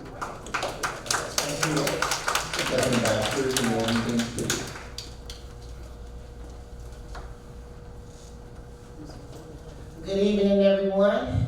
I am Mrs. Farad, the principal of Westside Leadership Academy, and this evening our student ambassadors are here to speak about all the positive things that are going on at Westside Leadership Academy and their experience as a student at Westside Leadership Academy. So I'm going to turn it over to our student ambassadors. Good evening, everyone. I'm Jasmine King, and I'm currently a junior and student ambassador at Westside Leadership Academy. We as student ambassadors are the ones who promote the integrity and actuality of Westside. We come up with the activities and programs that happen here, and currently, as of this month, we are representing Anti-Bullying Month. Every day of this month of October, on the morning announcements, we announce quotes about improving self-esteem, confidence, and helping others to reduce bullying in our school. I would also like to shout out our principal, Ms. Harad, for doing the best she can in her nature to make sure that the entire student body of Westside learns efficiently and coherently in their classrooms, and to make the best out of their experience of attending here at Westside Leadership Academy. Thank you for your time. Thank you.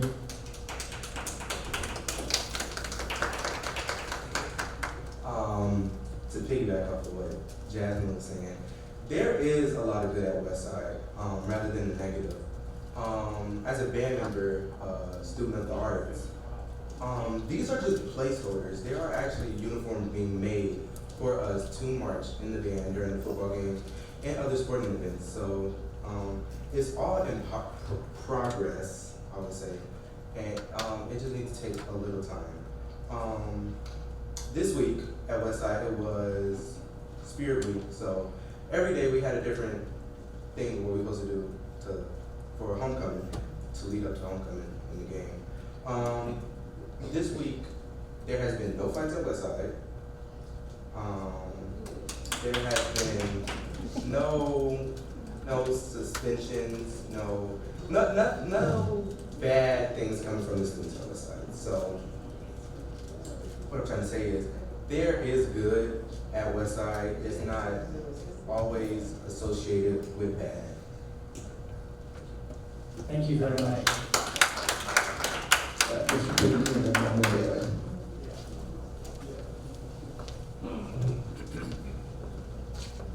My name is James Piggy. I'm a member of the advisory board.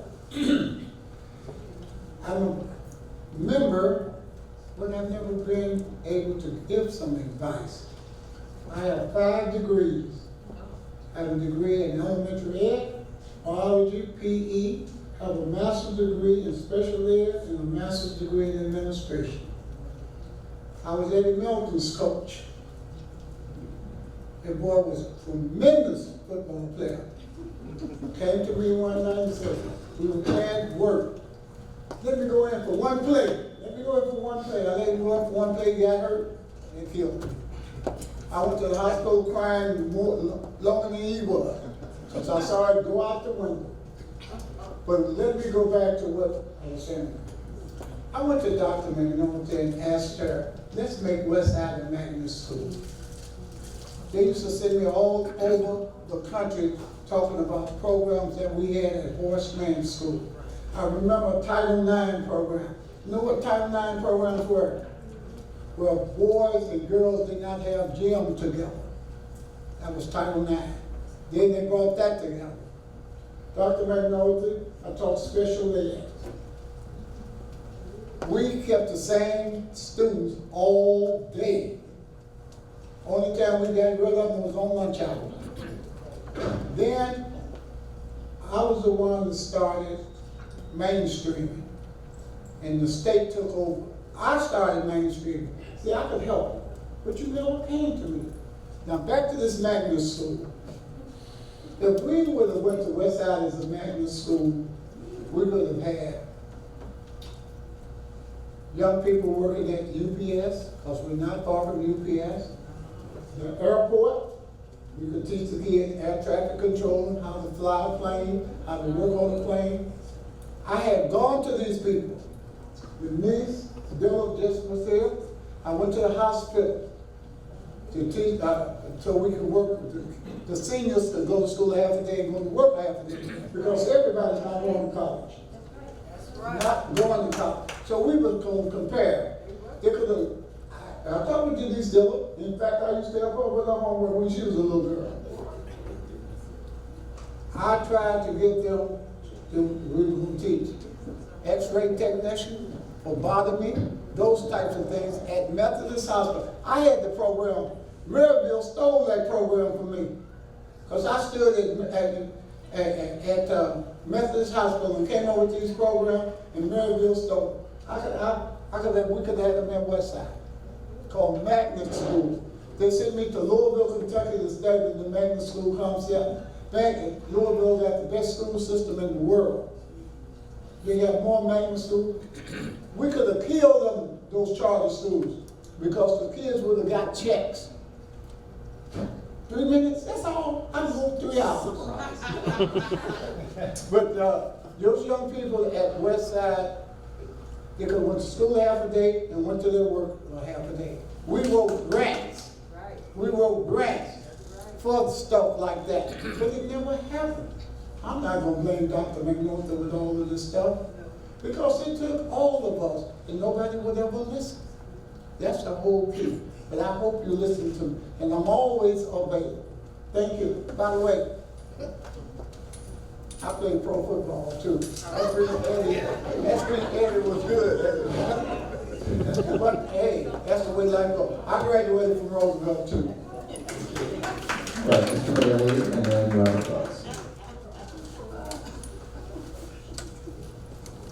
Good evening. I'd like to thank you, gentlemen and women, for coming out to Gary to hear our concerns, the citizens of the district. I'm also on the advisory board. I hope that they provided enough information for you guys to go back and make a sound decision to get rid of MGT and to return the district back to local control. That's what I ask you all to do. We've also tried to get Dr. McNulty and other representatives with MGT to allow us to go and further our education with board meetings from the Indiana School Board Association. We've been denied. We no longer receive a stipend. That's not justice. You know, everything is presented on the computers. We have to buy our own ink, download, make copies and everything. That's our expenses. We have to shoulder those expenses all on our own. That's not justice. I ask that you guys treat us the way you want to be treated. That's all. Thank you. Thank you, Mr. Bell. Mr. Buggs, and I'm not sure if she's here, Udine Kilgore. Good afternoon. My name is Robert Buggs, and I'm the president of the Gary School Board of Trustees, because there's no advisory board on the ballot. I'm going to say be very brief, a few things that were said tonight during the report about the school debt. Indeed, said as of last night that the debt is $94 million. When MGT came, it was $105 million. A question was asked about Lou Wallace and what's going to happen to the brick. Now, I was told, since we are not being transparent with us, that a contract had been awarded to a company out of Indianapolis for $2.2 million.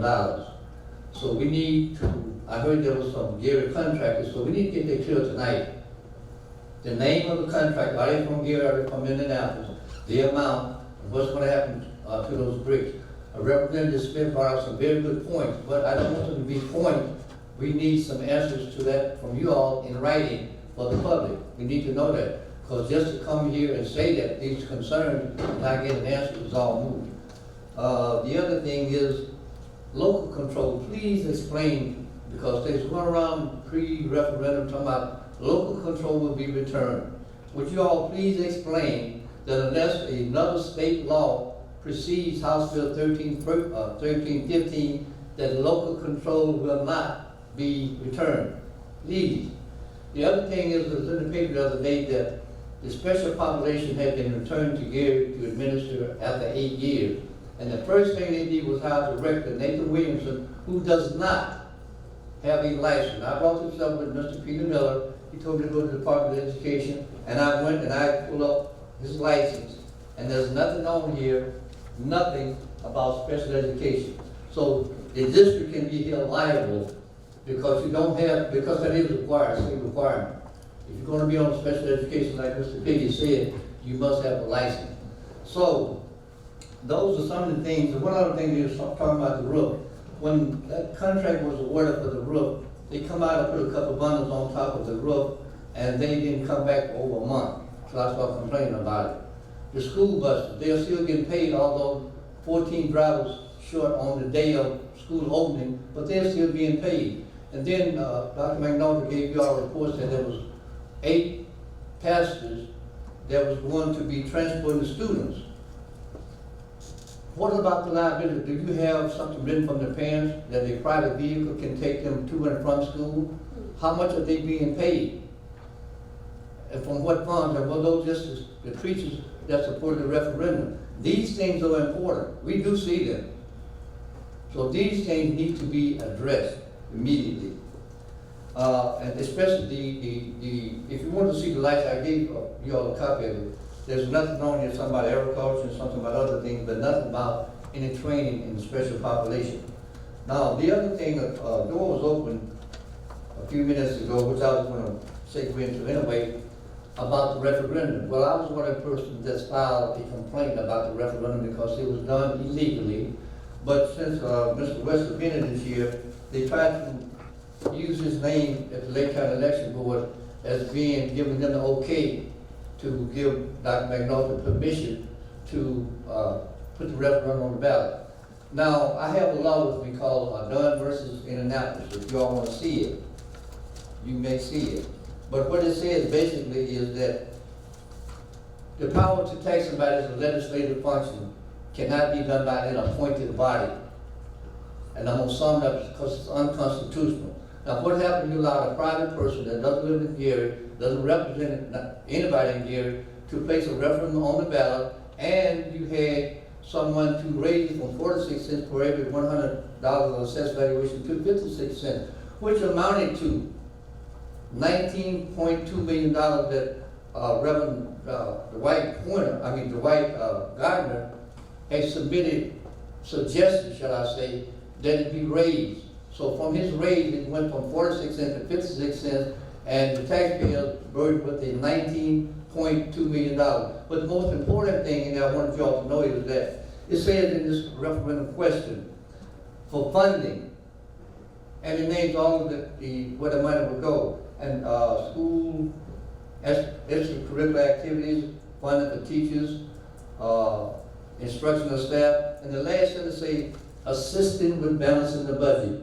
MDT was hired to balance the budget, ladies and gentlemen. So that is double dipping.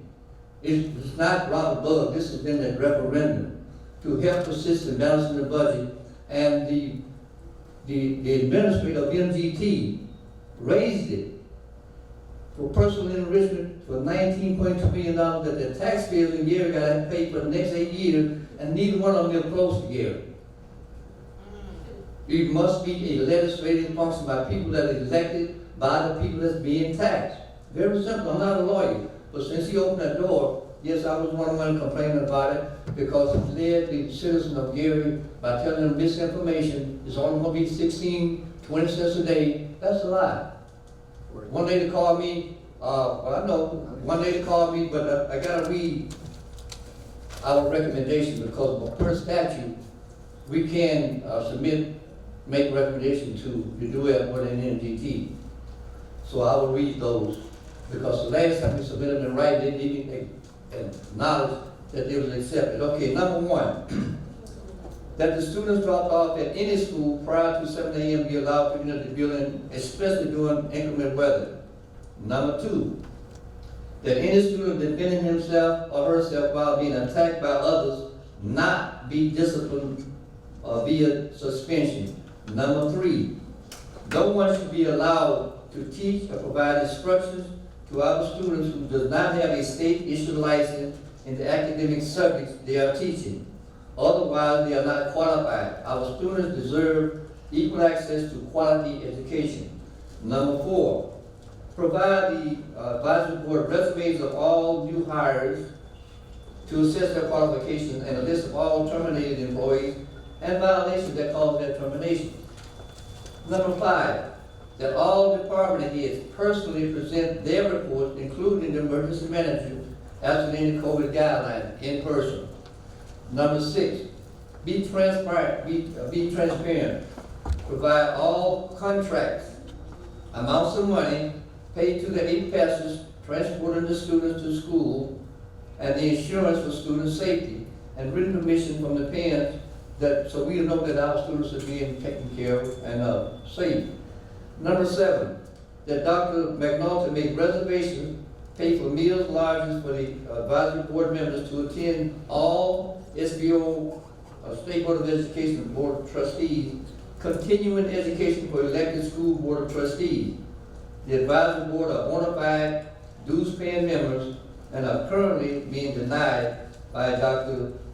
McNulty.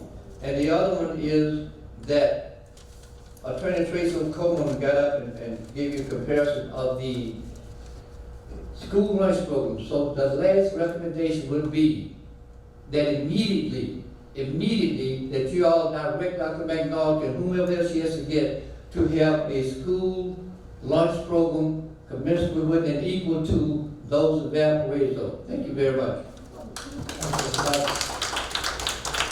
I'm sure Ms. Cooper's here. All right, so 2 more speakers to go. Juana McLaurin and Otis Seawood.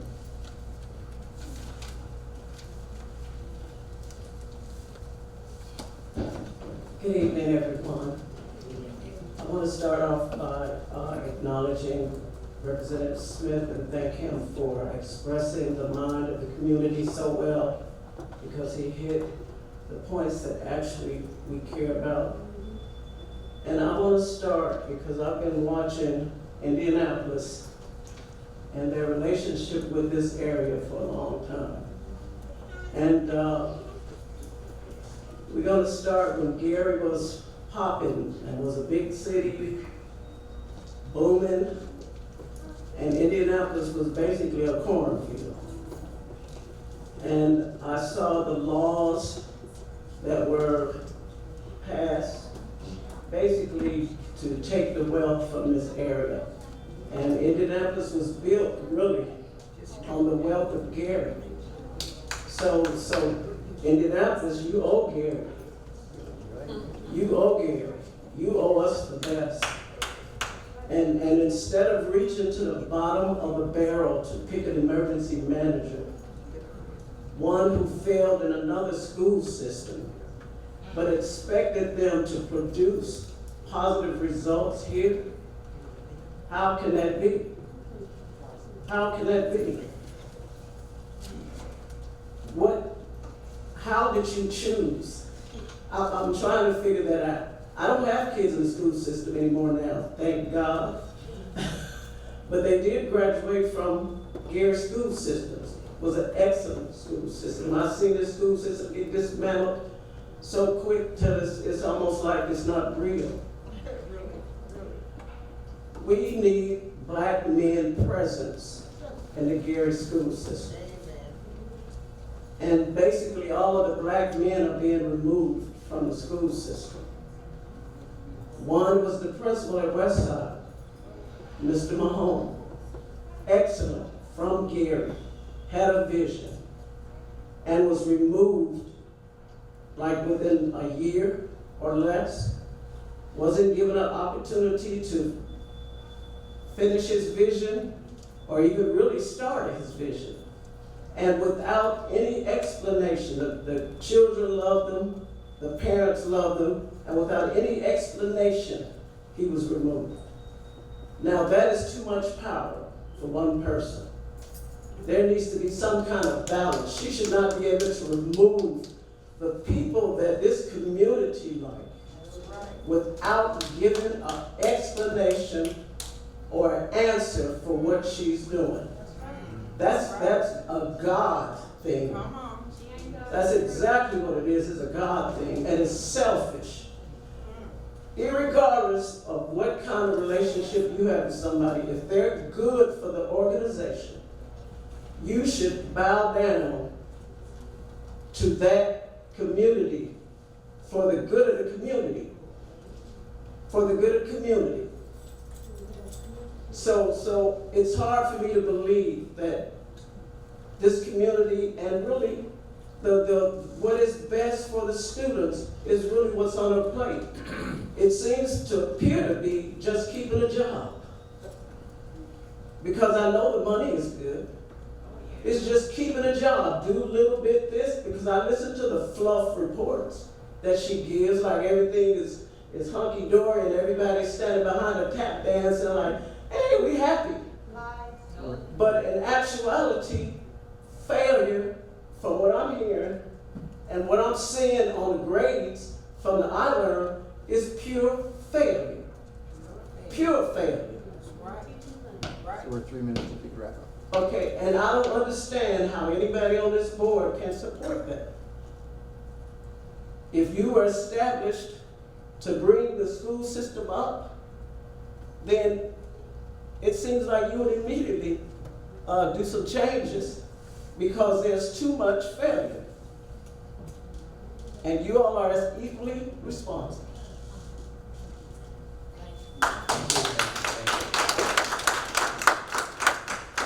All right, let's see what.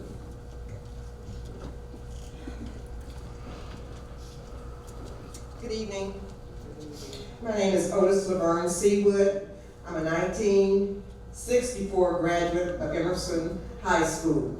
I work at Emerson Visual and Performing Arts School, as well as worked Emerson Visual and Performing Arts School for 25 years. I'm a retired social worker in the Gary Community School. I worked for 35 years. My concern is this. I have a relative who is housed in Crown Point.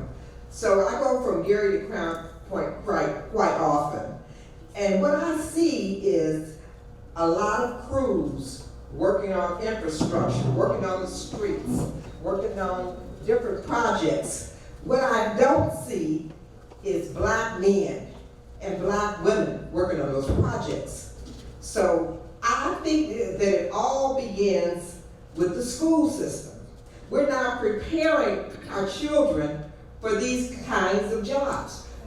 Everything that we had that was constructive has been eliminated in the Gary school system. We have a wonderful arts program. It was world renowned at Emerson. They eliminated that. They systematically eliminated everything that would benefit our children.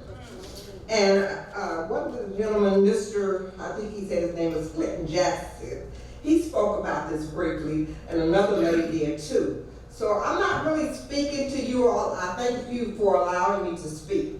But I'm speaking to whoever is going to be in charge of the Gary school system. Give us some programs in here so that we can eliminate this school to prison pipeline. And that's all that we got going on here. There are no programs of substance in this school district. You've taken it all away. And so I believe that if we continue on this path, we're not going to get anything better. So I'm hoping,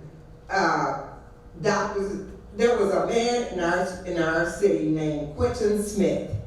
He was the first principal, I believe, of Westside High School. He was also a city councilman. He was on the school board. He was a Tuskegee Airman. And I think his last public office was on the school board. And he had a vision. He really wanted us to turn this career center into a real career center. Dr. McNulty told you of her plans to increase the cosmetology program and auto mechanics. That's good. We have enough beauticians in this city. We want some programs of substance. We want some auto mechanics. We want some engineering programs. I used to work for the city of Gary, and I was a job coach. And I would have to go to different other cities like Highland and places like that. And in those schools, they're teaching those students how to build a house, how to do the electrical, how to do the plumbing, how to do all of these things that would make a house. Our kids are not getting that. And that's why they can't get these jobs. I want our kids to be able to go from high school to the workforce. All right. And I don't see that happening. So Dr. Smith and whoever else might become the superintendent of schools, I want you to consider that. And I want to pay honor to Representative Smith. I've known him all my life. And all my life, he has been involved with the public. So I just want to honor you right now. And Senator Melton, I love you too. Whenever I called, he came forward. So thank you.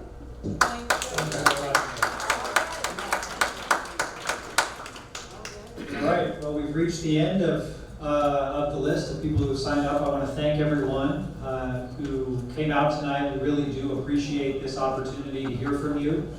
You've given us a lot. I've taken some very detailed notes here. You've given us a lot to think about and a lot to consider. So we thank you for that. We invite you to continue to share your comments with us at every opportunity that you would like.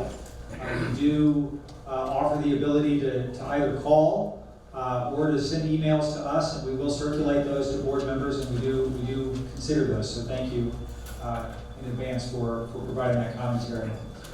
Is there any new business to come before the board tonight? All right, Mr. Bennett? Mr. Chairman. You seem pregnant with a pause. We've been here a while, so I just might as well take one more minute of our time if you don't mind. Please. First of all, I want to thank the team here in the schools for your hospitality today. It was outstanding. We had a nice tour. We had a lovely meal, and so thank you for your hospitality. I also want to recognize, and I know I can speak on behalf of this board. I want to thank the faith leadership here in the city of Gary for stepping into the gap at the beginning of the school system and continuing to do that with the transportation. The faith leaders here have really stepped up and it's been recognized. So thank you for doing that. There's one thing I want to emphasize in the last 30 seconds I'm going to take. As Chairman McAdam has said, there's a lot to unpack here. We're going to unpack it, and we're going to take this back, and we're going to have some very thorough and exhaustive discussions about it. But one thing I want to emphasize, and just make the board aware of, I think is very important to any community, that your historical documents, your historical emblems, your historical medals, awards, and so forth, whether it be from Worth, from Wallace, or from Roosevelt, be preserved as much as they possibly can. So I will be focusing, along with Dr. McNulty and her team and the folks up here, we heard this from several folks tonight, didn't we, Senator? So I think it's important for any community to preserve those. So, and we will be focusing on Roosevelt as well. So just to let you know that's something. But I've got a whole long list here, and so my minute's up. But thank you for that, and thank you for being here tonight, folks. Really appreciate it. Thank you, Commissioner Bennett. Senator Melton. Thank you, Mr. Chair. I won't be long. I just want to say thank you to everybody. Sincerely proud of the community tonight that came out and spoke your heart, spoke your mind. I don't know if the woman that was here that had the sign that talked about. Can you hold that sign up again? It's upside down. Can you turn it right? It's been upside down. Okay. Since Christ is the answer. Yeah, that's real. But I think that just reminded me in your testimony in terms of let's put politics aside. Let's put personal differences aside. Today we went to see some little children at one of the elementary schools, and I encourage us as a community And Dr. Minotti, we look for opportunities to bring stakeholders in so we can look in the eyes of those children. Because it's our responsibility, when this is all said and done and this is over, we'll still be here as a city and as a community. And it's going to take all of us. And we have to move forward and we have to work together, or it's not going to be successful. So again, I want to thank my colleagues on the board. We are approaching session. I'm hoping that we will take the advice that came tonight.